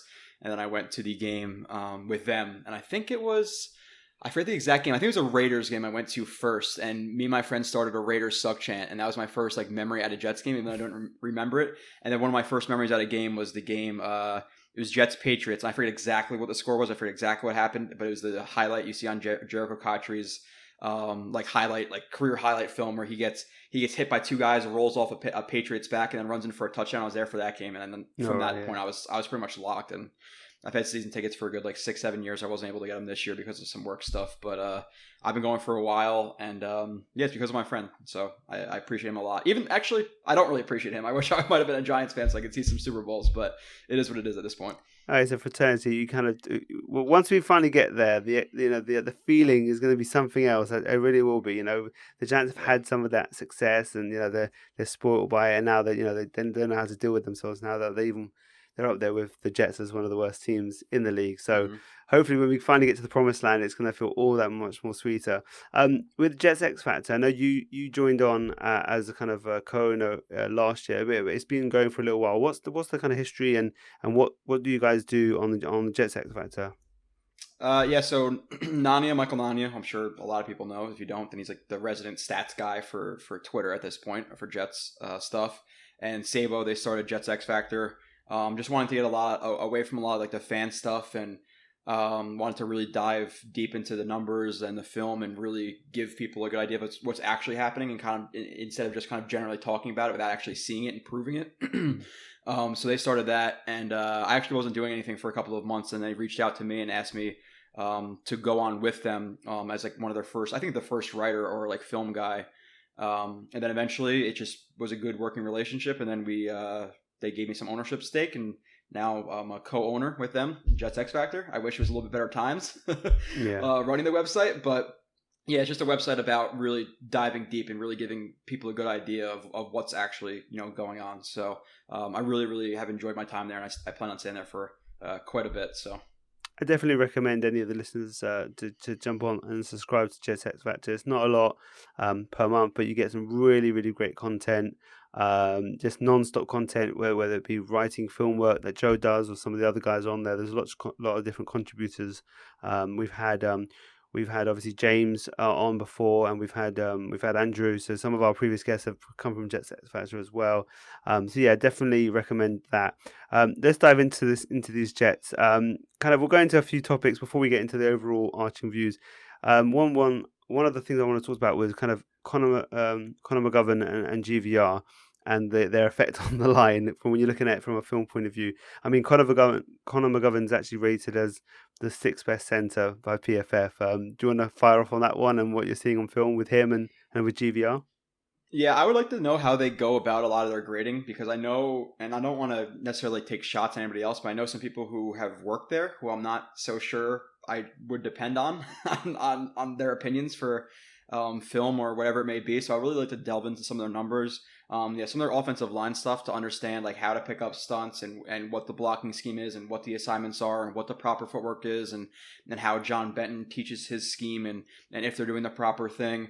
We've seen it specifically the last couple of years of like their linebacker grades. Like I'm sure you've seen with CJ Moses, like Wolf all think he has a great game. He has a great game. He's rated like whatever their number is, like 56, or there's a year where DeJuan Landry was like one of the most average safeties in the NFL. He was rated like top 3 safety. So I don't really put like a lot of credit in their numbers, to be completely honest. Not trying to take shots. It just is what it is. I'd like to see how they really come about those grades, and maybe I'll respect it more. But I think Connor McGovern started really bad. He started 2020 off really bad, and he always kind of rounds out into form. And I don't think he's rounding out into the form we expected him to be. We expected him to be, I think he's like the 11th highest salary or 10th highest salary for centers in the NFL. Don't quote me on that, but it's something right around there. And I think fans watching what he did with the Broncos expected a guy, in that 10 to 12 to 15-ish range in terms of like where he'd be rated as a center, like actually seeing on the field, not, PFF or ESPN stats and info, whatever it may be, but by the naked eye and by actually watching it. And I would say he's been below that. I don't, number 6 in the league. No, I would say about average the last couple of weeks, which, based on what we've gotten from him in again, early 2020 and then early 2021, I don't think it's a bad bargain for what we paid him for. Now, I don't think he's a long-term option because he's way too high and low. And part of that comes with the numbers, the bad numbers, the good numbers, whatever it may be, comes with the fact that he is playing next to GVR, and it's a little bit overstated at some points, and even last year with Alex Lewis, with whoever else it may be, even AVT in the beginning of the year, a lot of interior offensive line play, obviously, is a lot of that stunts and picking up stunts, and how long is this guy going to carry, and are they on different levels, and if this guy doesn't pick up the picker or the penetrator, and he's not giving me a fair chance to drop my post and pick him up and get hands on, then it looks like it may be on McGovern, where it's really on GVR for not carrying his guy properly into McGovern. So his numbers might suffer based on who's watching, who's grading it out. So I don't think he's been terrible. I don't think he's been bottom 3, bottom 5, bottom 10 center. And a lot of fans, they kind of see 1 or 2 bad plays, and they don't really watch the rest of it. Like, they're not really watching with a keen eye on the rest of the game. So they might see that one bad play, and then that's their opinion of the guy for the next 2 years, because they've seen that one bad play, or they see the one guy with 100,000 followers or the blue check mark tweet out that this is a bad play, and that's automatically their opinion. Yeah. So while I'm not saying that he's top 6, I'm definitely not. And I'm not saying he's terrible. I think he's in that bottom teens to bottom 20 range, which again is not great for what we signed him for, but also not as bad as what we've had in the past with Jonathan Harrisons and Spencer Longs of the world. So he's passable, but so far I would say disappointing. And you say GVR, obviously he is rated as bad as you would think from what we look at the film. I mean, he's the number one issue on the line. He's the weak point. I mean, what is it about? Why is he losing so much? We thought it would be a better scheme fit for this scheme. What do you think is failing him, and why he's struggling so much? Yeah, well, he is kind of boxy. Like he's weirdly athletic in like short areas, like in terms of like short area explosion. In terms of like long speed and like actual like long athleticism, he's not so great. But a lot of his problem is technique. Like it's kind of a simple answer, but I'm kind of like being really like kind of general with that. But he drops his head a lot, his feet freeze a lot, he doesn't take proper set points, he reaches for punches, he doesn't know how to frame guys properly. Like there's a massive list, so it's kind of hard, because again, like, and I appreciate the support, I dive into it relatively deep. So it's not like, oh well, it's just his hands, because it's not just his hands. It's his hands, it's his feet, it's his leverage. Ducking into blocks, eyes going down. There's a lot of bad with GVR right now, and he has to be replaced at this point. So it's not even just the stunts. It's also the technique of one-on-one blocks, and we saw it this last week, where a lot of people naked the eye test have been pretty high on Michael Carter, the running back. But again, people go into the numbers and they see, okay, whatever it was, 10 rushes, 37 yards. But then you have to consider the context of that. And you look at it and you say, okay, well, if he didn't lose 7 yards because, GVR got blown up by Grady Jarrett, now that is 10 rushes for 47 yards, and now it's 4.7 and put it instead of 3.7. But people get infatuated with those numbers without taking in context. Like, and I talk about that a lot with PFF or whatever it may be with certain throws. Like, and Kyle and I talked about it on one of our recent live streams. Like, I brought this example all the time. Like, 2018. I think it was 2018. Sam Darnold throws a slant to Sharon Peak across the middle, hits Sharon Peak in the chest. It's picked off. Now, how does that get graded? Because it was a great throw. He hit him in time, or on time in the chest. But because it's an interception, is that a bad number? Or how do they grade? Okay, and people, again, like, there's some plays where people really like think it's a terrible play, and I kind of say, okay, it's really not that bad. And then there's some plays that are great, and I'm like, it wasn't that great. And then people kind of go at me a little bit. But the throw to Crowder last week for Zach Wilson, in the right corner of the end zone, that ball was late and that ball was inside, but people hyped up that play. But how did they grade that? Because it wasn't properly placed like it should have been, because a better corner, more athletic corner might get his hand in there. So like it's interesting with grades, because I don't know who's doing it. And for me personally, I really want to know what your thought process and how much as before I rely on your grades for really for anything. But rounding out back to GVR, if he has a low grade, I don't really look at them, but if he has a low grade, it's well deserved. That's for sure. No, definitely. I mean, we when we look at the stats, we obviously take into what that is as in terms of the PFF grade and some of the other stuff as a kind of Mm-hmm. as part of the metrics. It's just like like you guys try to do. When Nania does the stats and he kind of brings that stuff in and mixes it in with what he watches some film as well, and with you, so you kind of get a good basis. And we try to do the same with our crew as well. Not too focused, but it's always funny to see where that kind of stands out, and you go, "Oh, that's interesting. Why did they get to that?" And it makes you sometimes look at something again. But yeah, that GVR play that you said where he lost 7 yards, I remember that one. Yeah. I was screaming about that in the stands. I was like, "Are you kidding me? Like, how's he got a shot? How's he got a shot? If I just looked at it on the replay on the screen, and you can see GVR just get absolutely destroyed. And then by the time Michael Carter gets the ball handed to him, he's just got this massive guy right in front of him. It's like no chance. Yeah, and it's crazy that people can watch that. They can watch that play. And again, like PFF, like I'm not trying to go completely at them, but like for a baseline, I think it's fine. But if that's all you're relying on, then that could be problematic. But yeah, for that play, it's just crazy how much people just have that stat in their head where, somebody might see that play and be like, okay, I know why that play failed, but he still averaged 3.7 yards per carry on 10 rushes. But again, if that was a 5-yard gain, now we're looking at, 4.8 yards per carry. So context really, really does matter. And I'm a lot more about like the process than the results. I say that a lot. And I think the results are stats, and I think people rely too heavily on them. And that's the thing to bring up Nania. Like, he's definitely grown in his film work, and he's consistently working at that because he's not just a guy who just looks up stats and compiles them. He actually looks at the context of the play to see if that kind of matters into the stats. So I think stats are important, but stats without film are meaningless to me. So. No, it's where both of them meet. I think is the sweet spot. Is when you have both of them involved in. They give you a much better picture when you involve both parts of the process. Absolutely. Another thing that's obviously a little bit worrying when you look at the stats and generally, and I think it plays out in the film as well, is Zach Wilson's struggles in the short game. We all know he can hit those bombs as we saw with the Tennessee game, but he has been struggling with those kind of short and intermediate throws.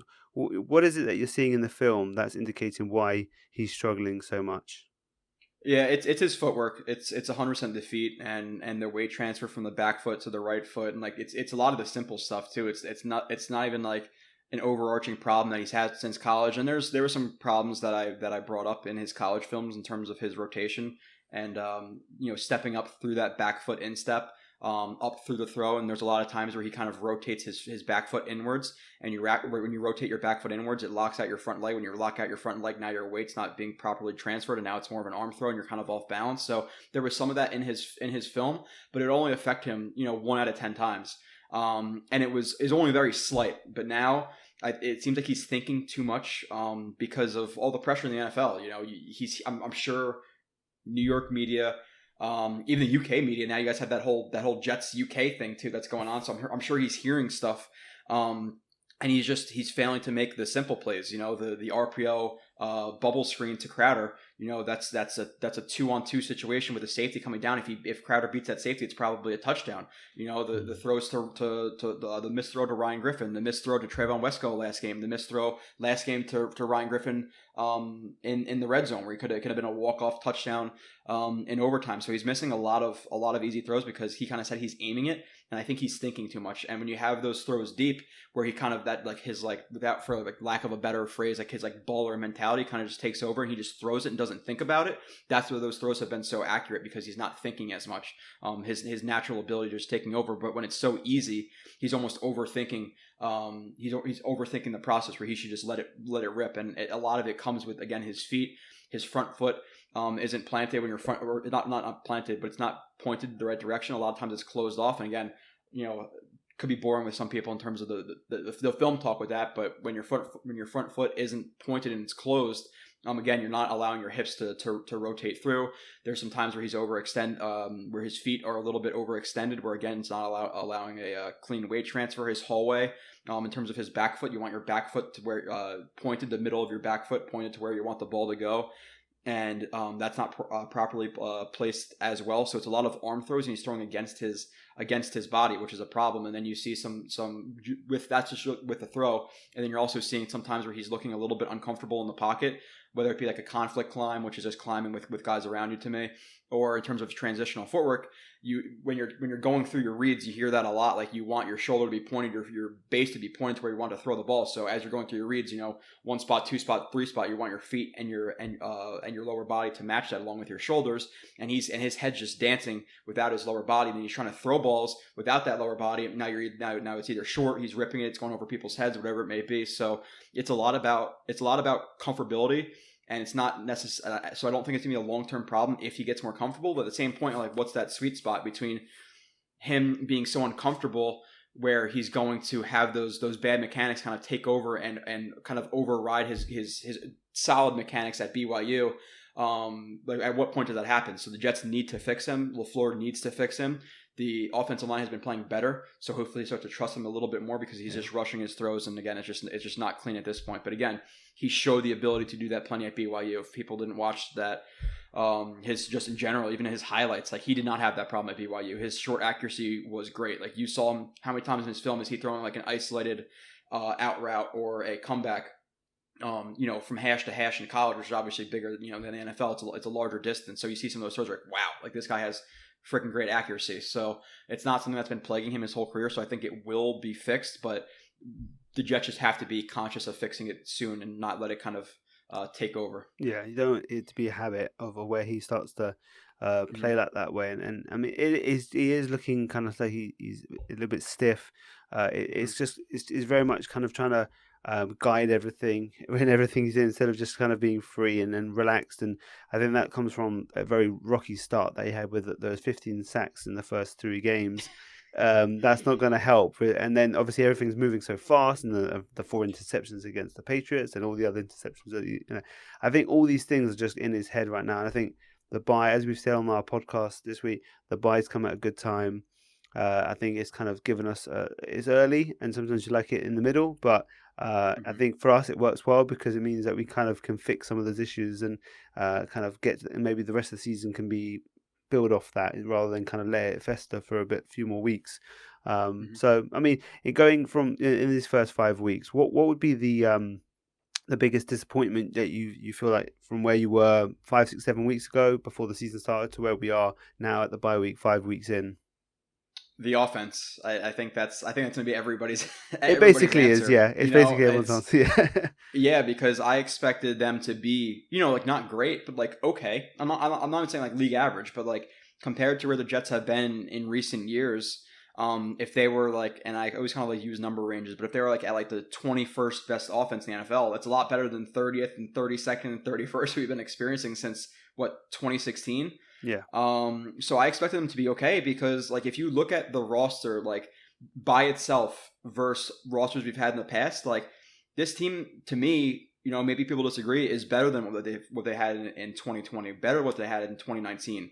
And I know there were some fluke games in 2019, but that team went 7-9. They had Adam Gase, one of the worst head coaches in NFL history, coaching that team, and they still put up some points. So like I was thinking, okay, you have a receiver core, which it's not great, but it's pretty solid. Like if you're looking at every player, obviously some guys have been more disappointing than others, but it's still one of the better receiving cores they've had since, I would say at the minimum, it's the best one they've had since 2015. Yeah. You're looking at the offensive line, which again is not great because you have guys, like McGovern who's up and down. You have GVR who's been terrible, but again, there's a difference between guys like McGovern and guys like Jonathan Harrison or Spencer Long. Having Becton there obviously goes down, but preseason you're thinking, okay, he was a near top 10 left tackle next year. You have ABT, who I came out and said like I put my stake to, or I put my name on his film, like saying he's going to be a good player, and he's rounded out to be a pretty solid player. The last couple of weeks, he's been really like highly rated as well. And then you had a right tackle in Moses and Fant and whatever, who are a lot better than guys we've had in the past. So you have an offensive line that's going to be okay. You have a solid receiver group. You have a young quarterback who we're all excited about.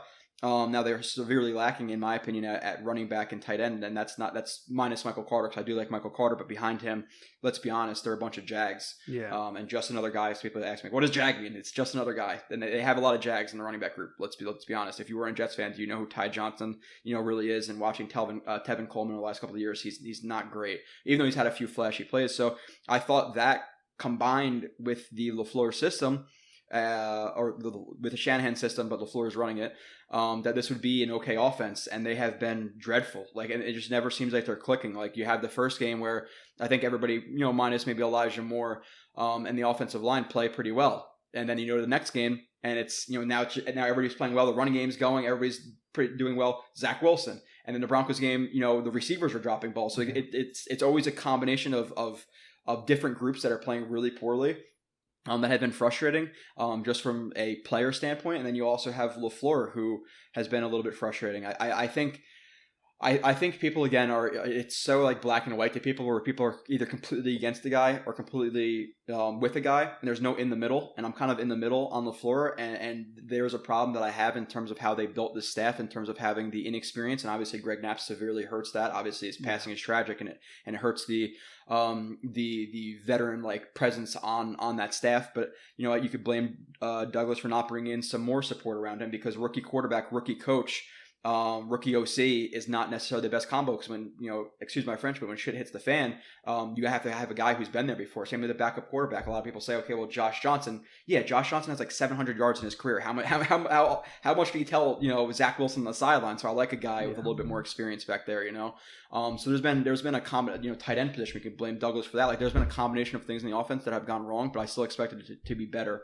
than what it is. And again, with LaFleur, like, you see some of these plays that are working. You see the Elijah Moore, that schemed up play versus I forget what game that was exactly, but the post wheel versus man coverage. Elijah Moore streaking up the sideline. He might have drifted his route out a little bit towards the sideline, but Zach Wilson misses that throw. If he makes that throw, it's a touchdown. Last game, you're talking about, if Zach Wilson hits that bubble screen, then it's, that's most likely a touchdown. And then people are feeling a little bit different on LaFleur. Week 1 against the Panthers, if Zach Wilson had some more time in the pocket that game, then it's probably a much closer game than they win that game. So are you blaming the bad offensive play, the bad ball placement, the bad offensive line on LaFleur?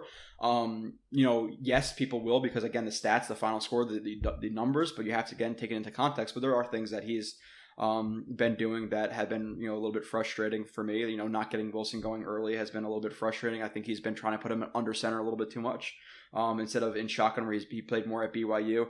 The lack of motion early in the season, he's been doing that a little bit more recently, at least me watching it. That was frustrating. Elijah Moore not getting manufactured touches. He's only had 2 this year, I believe, so far, and Braxton Berrios has had quite a few. The fact that he's being so stingent on running 12 and 22 personnel, and you're putting guys like Denzel Mims or Keelan Cole or Crowder on the bench to run guys out there like Ryan frickin' Griffin. Like, so he's been, there's been some problems with the offense, and that's obviously example, and you can see that with the numbers, and the number I've been throwing out there, and I saw per Rich Cimini, which is a great stat. The NFL average for total yards in their first quarter through 5 games is 402. So that's the average number of yards people have gained through the 5 first quarters in the NFL. That's league average. The Jets right now have 79 yards through 5 quarters, it all being the first quarter. Like, it's been dreadful. So they're adjusting well, but the starts have to come quicker. And I jokingly put it out there, and it's what happens when you're frustrated watching a game. I said the Jets need to hire Adam Gase as an offensive consultant for the first drive, because at least he could score on the first drive. And if the Jets score on some of these first drives in the games, then they would be in them, because they've been dreadful. It feels like the first 3 drives for the Jets have been a combination of 3-and-out interception every single game. So it needs to be fixed, and there's some things LaFleur can do. There's some things that the offensive line can do. There's obviously things that Zach Wilson can do. The receivers need to start catching passes. And this has been the final thing. I always ramble. I'm known for rambling. Last week you have a combination of kind of just like crap play. Like, you have Zach Wilson, it's the play where he's not necessarily looking at the snap. McGovern snaps the ball to his right. He bobbles the snap, has a turnaround. He finds Crowder on the sideline, hits Crowder. Crowder drops it. There's an illegal shift on that same play. And McGovern snapped the ball poorly while Wilson wasn't looking for the snaps. It was like 4 combinations on one play. Yeah. So it's been way too difficult. The easy things for the Jets, and I think running more shotgun after the bye, and more manufactured touches for more More 11 personnel. Like there's some things they could do. A little bit less play action, get them going early in the game. More first down passes. There's been a stat out there that they run a lot of runs in the first quarter on first down, and teams have stats guys out there who track every single thing you do in every single situation. So if they see that the Jets are running all the time on first down in the first quarter, what do you think they're going to do? They're going to sell out versus the run in the first quarter. So you got to change things up. So there's a lot they could do to change post bye week to make this a more average offense, hopefully, or a better offense, I should say. You should hope so. I mean, there's definitely a lot to take in terms of what they need to fix. But it's all there, and it really is. Everything that you said is exactly what they need to look at. Is a lot of little things. I don't think there's anything that's chronically rotten there. I think there's just a lot of things that just need to tie up here and work on this and get this thing and maybe put them in better positions here, and certain play calling, like I said, the first down one where, running on first down so much, they are going to expect it. Why not throw it down the field on the first play? Just to say, hey, listen, we're going to do this. Be careful. It opens things up, and it just put that in their mind a little bit. Yeah. And then what happens if you run on the first down, they stop you for, say, maybe 1 yard, and then you want to go with an exotic play down the field, low percentage play. Then suddenly you're in 3 and 9. You're 3rd and 9, and then you're in that situation, which has just been happening too often. Maybe mix in that.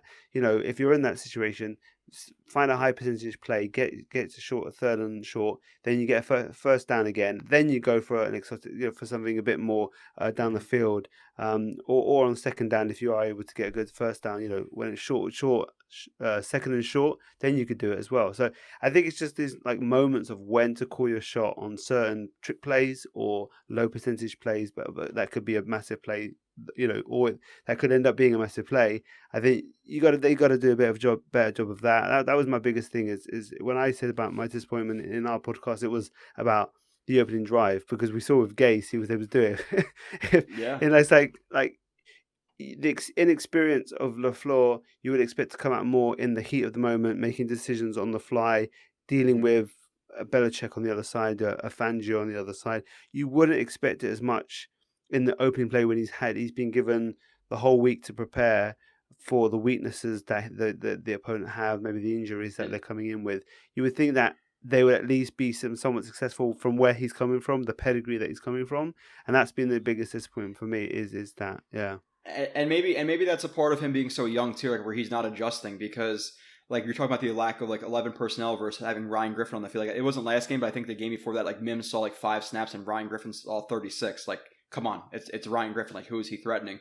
And part of like what we thought about with this scheme coming in, like the run game was going to be good, which has obviously been struggling, but how many times in the last couple of years were the Jets, 3rd and 9, 3rd and 10, 3rd and 12, and we thought that with this running scheme, the Jets would be in more 2nd and 6s, 2nd and 5s, 3rd and 2s, which would allow some of those shots, but the running game isn't working as well. So, and I know that the system is built around the run game, but again, you have to adjust, just like the 11 personnel versus 12 personnel, just with running on first down, not versus running on first down. And you're talking about like scouting the opponents, like this is when it's supposed to be the easiest, the first couple of drives, because no discredit to the Falcons, but their defense sucks, and their corners aren't the best. So like early in the game, the run game's not working, they're a little bit stagnant.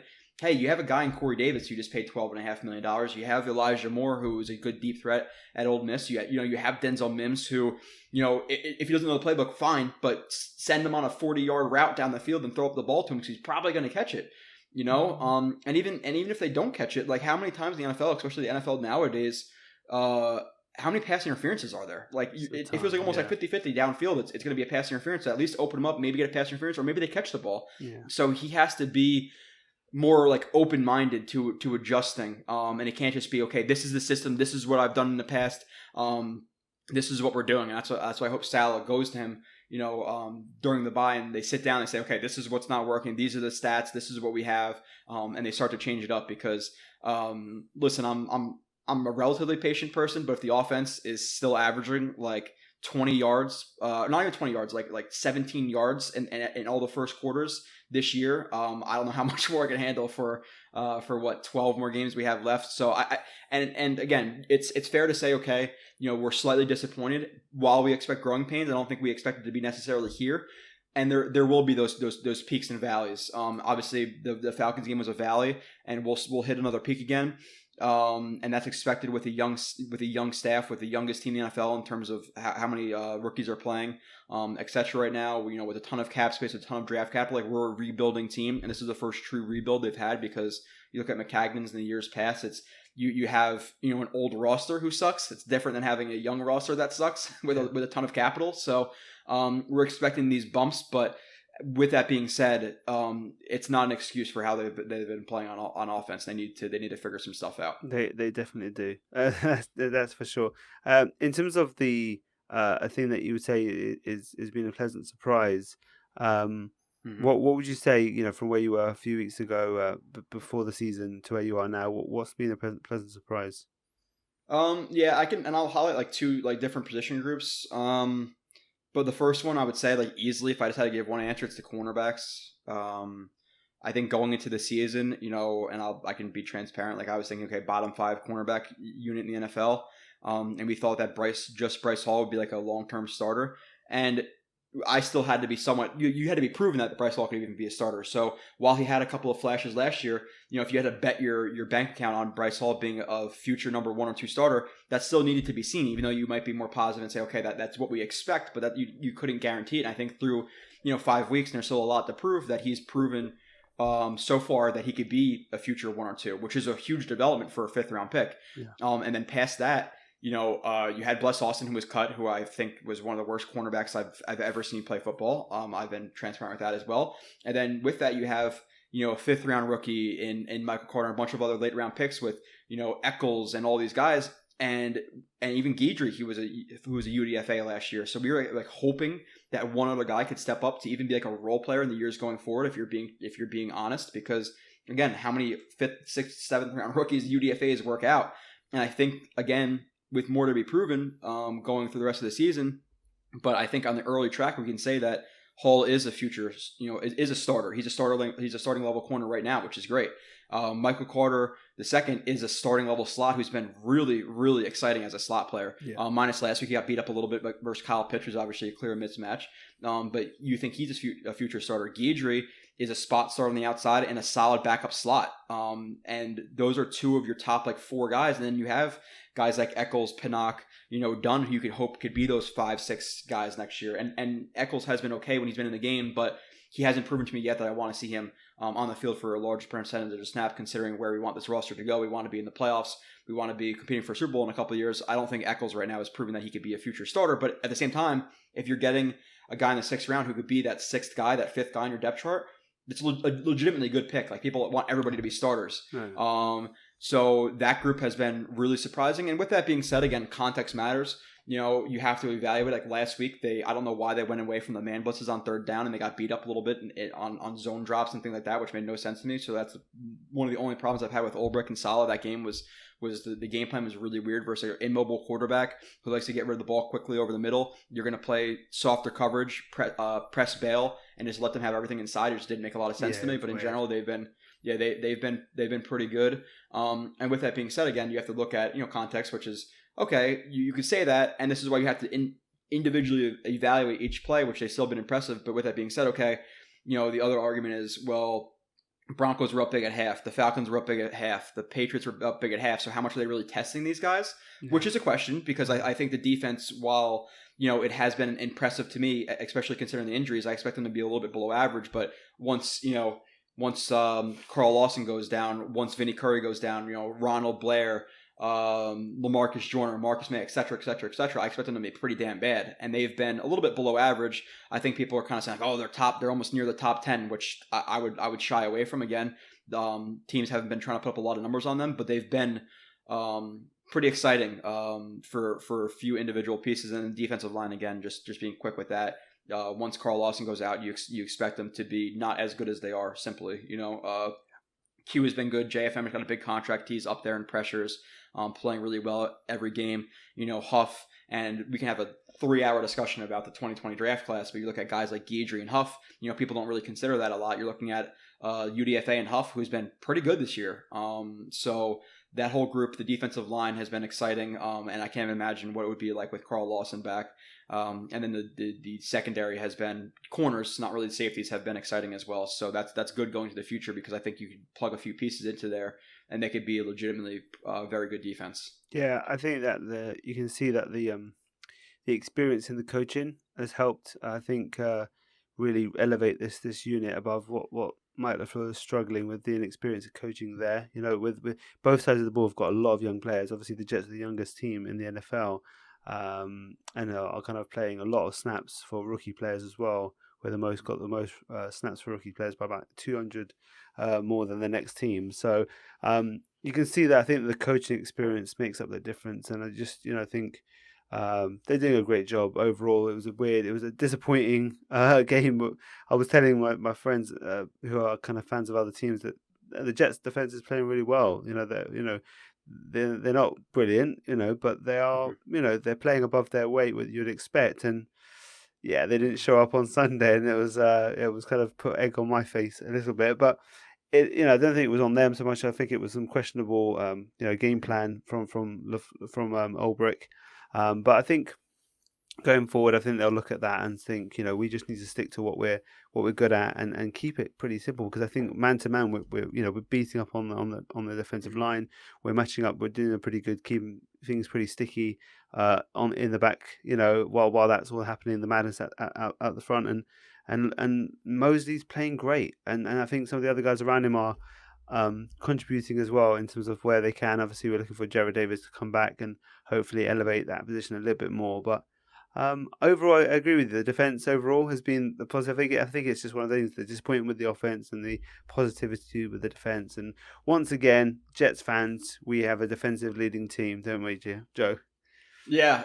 And like you said, they add a couple of pieces to that group. Like they add a safety next year, they added a corner, they add a starting level linebacker, and they get Carl Lawson back. Like you're looking at a pretty damn good defense. Yeah. And like you said with Ulbrich, I think he tries to get a little bit too fancy. Man blitzes are working all year, and you're running, softer zone versus a quarterback who likes to get rid of the ball quickly, not taking advantage of your defensive line. It just didn't make a lot of sense. So a little bit frustrating, but overall, like individual pieces moving forward next year, you have to be pretty excited about the defense. So absolutely. I'm sorry you had the egg in their face, but I'm sure it's hard to explain to some fans. Well, listen, he's playing soft zone. They usually play man. They don't want to listen to that, but it is the reality. I was seeing JFM out there in the open field instead of charging up against the right tackle who was coming into this game. I was speaking to the Falcons UK guys, and they were saying, he seems to be a bit of a first round bust, Caleb McGarry, and I was licking my chops, and I said, JFM's going to kind of celebrate this new deal with 3 sacks in the game. That was my prediction, my bold prediction. Wow. It was a bold prediction. It wasn't like a real prediction. It was supposed to be bold. But no, yeah, exactly. It's supposed to be bold. But still, I was confident that he was going to have a good game, at least 1 or 2 sacks or be involved. Mm-hmm. I'm seeing him, he's floating around, chasing after the tight ends, like Lee Smith and stuff. I'm like, what's going on here, So, yeah, it was just a bit strange. But hopefully they get back to kind of where they were in the first 4 weeks. If we were to change, the last question here before we head off, if you were able to change one thing, and pinpoint that, I know there's probably a multitude of things to change, but if you had to choose one thing to change to really kind of to steer things in the right direction for the rest of the season, where would you go? I think this is a pretty generic answer too, because he's the only thing that matters right now. It's just Zach Wilson's comfortability in his lower half. Like, I don't know if that's necessarily the answer you're looking for. Yeah, but it's quite specific, which is what I want. Yeah. I like specific answers because otherwise everyone can say the offense, and there's but it's good to have specific things. Yeah.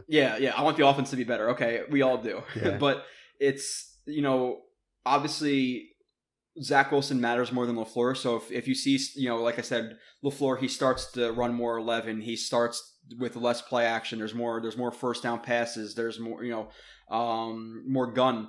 And he makes the adjustment that I'm talking about. And there's probably a couple other things I can't really think about. That's great. But if Zach Wilson can't execute, it doesn't matter. And if Zach Wilson hits a couple of those throws in the Titans game, it's a much easier win. If he hits some of these throws in the Falcons game, it's a much closer game. Maybe not a win, but a much closer game. The Pats game, he hits some throws. He's not throwing picks. Then obviously we can most likely win that game because the whole team was playing pretty well. So I would say Zach Wilson's comfortability in lower half. So it's kind of two things, but the lower half is a massive problem right now. So I think that we'd be a much better offense taking advantage of some of the easy plays that are out there that he's just not making easy. So to be super specific, the lower half is Zach Wilson fixes, and the Jets are much more, they're much more, I can't think of the word, but average on offense, or at least kind of respectable. That's the word I'm looking for. Yeah, respectable on offense instead of doing what they are right now, which is it's embarrassing at this point in the first quarter. It is embarrassing, and as it's very Gasian, unfortunately, in its own way. So, for different reasons, but the output is quite Gasian. So it's the opposite. We used to start quick and finish bad. Now we start slow and finish better. Yeah, so I guess it's the anti. It's kind of the opposite. It's the pseudo or the anti-Gasian, but. Yeah, otherwise it's more offensive woes, and we just hope for it to improve. And I think I'm very bullish on Zach as well. I feel that he'll get there, but the coaching is definitely going to have to help him steer in the right direction to get there. Joe, thanks a lot for joining joining me and joining us for the podcast for our kind of bi-weekly review. Before we head off, do you want to shout out any of the work that you are doing specifically on Jets-X-Factor and stuff that you're doing on social media? Just follow us at Jets-X-Factor. Go to the website, subscribe. Like you said, it's the cost, per month of like 2 cups of coffee. Maybe tea for you over there. Even though we like coffee I know generalities. Generalities. Stereotypes. Of course, I had to say it. I had to say it. Well, I'm from Jersey. I don't sound like Ronnie from Jersey Shore, so I get going against the stereotypes, But Jets-X-Factor, like $5 a month. Really breaking down again all the stuff I'm talking about right now. I feel like a lot of people kind of say stuff, but they don't really know maybe what they're talking about without being like cynical about it, or they don't really show you what they're talking about. Yeah. I'll break down the footwork I'm talking about and the hallway and the concepts, and we talk about the sticky man coverage from the corners and why that was good the first couple of weeks versus the zone drops this week that frustrated me. So I'll show all that, talk about schemes, talk about a lot of people don't know about like cover force switch versus palms versus sky coverage versus cloud versus all the stuff that like people don't really have an understanding of, which we try to break down. Then you have Nani, who does the stats in the film. You have Sabo, who is the man behind the scenes, but when he does film work, it's really good. And then, like you said, you've had Andrew Golden on here. You've had James. The V-Tour is good. So we're really just based on film and really delving into what's actually happening instead of a more generic storyline. So follow me on JoeRB31 on Twitter, and then Jets-X-Factor on Twitter as well, and delve into it. And again, you can have the first month free. So if you see it and you hate it, then you could always unsubscribe, and that is what it is. But try it for a month at least. Yeah, I definitely recommend it from my point of view. Absolutely, I'm a big fan, and it's been really good having you on. So for this, I think we'll head off to our mailbag.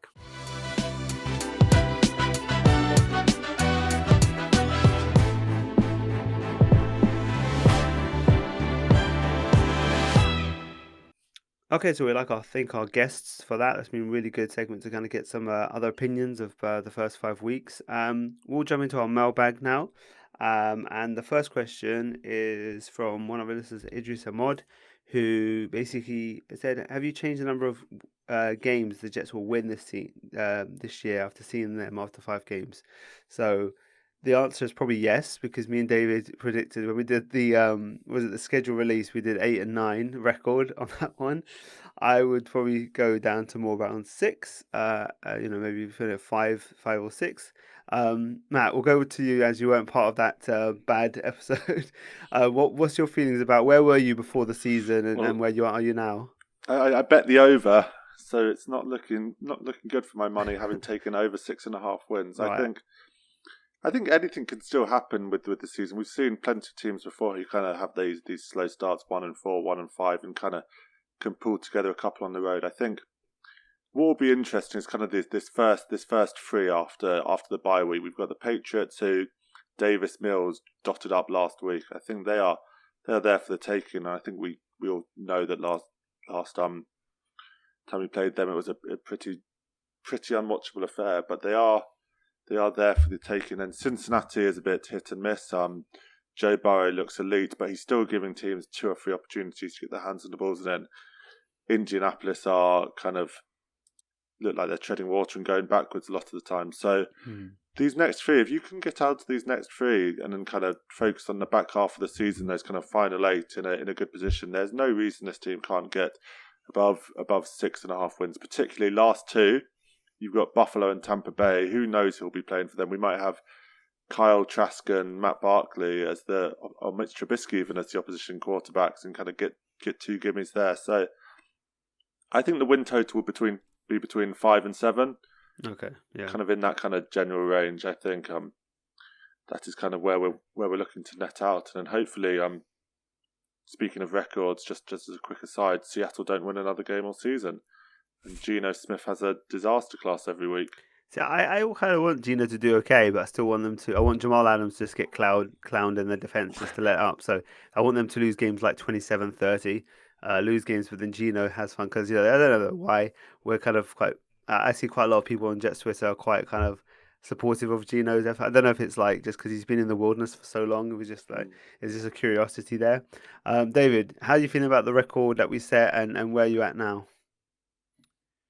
Well, I'm certainly not as confident as we probably were in that. So 8-9 wins, that's out of the question. I do agree with Matt though, and kind of what we've been saying is we do expect the team to get better as the season goes on. The schedule gets easier and we should be getting better. So I think there are opportunities to get some wins on the board. So I think between 4 and 6 wins is where I'd feel comfortable going now. I think there are some games that we'll put away. And I think most of them will come towards the back end of the season. But, we were going on a preseason where the offense looked pretty good. We were going from reports where, Elijah Moore was going to be a 1,000-yard receiver. But, we had a lot of things to go on. So, if we had Carl Lawson and the offense was humming, the schedule from here on out doesn't look that scary. No. But, being realistic, just with where we're at, what we've seen so far, I think 4 to 6 wins is going to be about where we finish, and that's fine. And that's as long as we're playing better football at the end of the season. I think that most fans will take 4 to 6 wins. Yeah, I think that's probably the case. I mean, if I go through very quickly, you got. I won't go for home and away. I'll just mention the teams we've got. So we've got Patriots, Bengals, Colts, Bills, Dolphins, Texans, Eagles, Saints, Dolphins, Jaguars, Bucks, Bills. I would say that Bills twice and Bucks are probably the 3 teams that I would say we will struggle to win in any fashion. Every other game, we have the potential to win every other game if we play well. Like, if we play to our ability, I can see us beating the Saints at home, but I can also see us losing to the Texans in that situation because of it's going to be one of those things. So I think that we'll end up with another 4, maybe 5 wins. I think we'll hit that around 6. Maybe it will probably be 6. Just it'll be pure Jets. Everyone voted over, the 6 was 6.5, and everyone betted the over. They'll probably get 6 just to piss everyone off. But I think that's what's going to happen. We're going to see some wins against teams that you wouldn't expect it going in because everyone's just going to hit on all cylinders, and suddenly we're going to have a big game from Elijah, or it's just one of those games, and then we're going to literally have a big letdown where Zach throws it away, or the game plans miss it. It's head scratching. It's going to be one of those seasons where we're up and down. So, but I don't. None of those teams scare me, other than the Bills. Playing them twice still, and the Bucks. I think the Dolphins now are a different team to what we thought going in. And I think the Bengals are going to be difficult, but they're not perfect. So, yeah, I think that's kind of what it's going to be for the rest of the season. So I probably would say around 6 wins, which we were obviously 2 wins plus that in our predictions. And I think it's most down to the offense not being quite as good as we thought it was going to be. We thought the scheme was going to come in. We didn't think it would be perfect, but we thought there'll be more, better play calling. That the players were going to take off. We thought Elijah was going to take off and really be an X factor. So that's not happened so far. So, I think that's where we're at with that one. So the next question is. How this is from Kieran, a Welsh Jets fan. How long before we see any changes to offensive coaches if we carry on the way we are, how we've been this season? So, what's the leash on these coaches? You think? So I think it kind of all depends on how the rest of the season goes. I think if the Jets are still kind of looking in the same position in Game 17 where they can't put points up in the first half, they can't get any rhythm, they can't get any tempo, they can't put together a 60-minute performance, and the game plan is still questionable. I think that becomes a fair discussion, and it's probably not at a coordinator level. I think LaFleur is still highly regarded in NFL circles, and he's still well thought of, and he's still kind of this very clever guy. But I could see them making changes underneath him if it kind of doesn't look like it's improving. I think Salah, Douglas, and Wilson are going to be here for 3 seasons. That kind of as a combo minimum. If it's all kind of looking rotten after 3 seasons, it'll kind of be a blow the thing up and kind of start a fresh approach. I think coordinators, I think Lafleur probably has till the end of next season, which I hope he stays here for longer than that.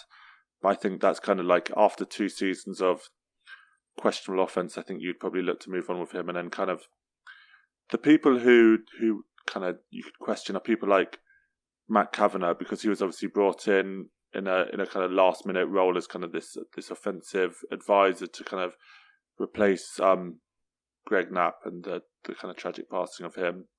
Yeah. So I think that's kind of where you could see changes made as opposed to at the coordinator level.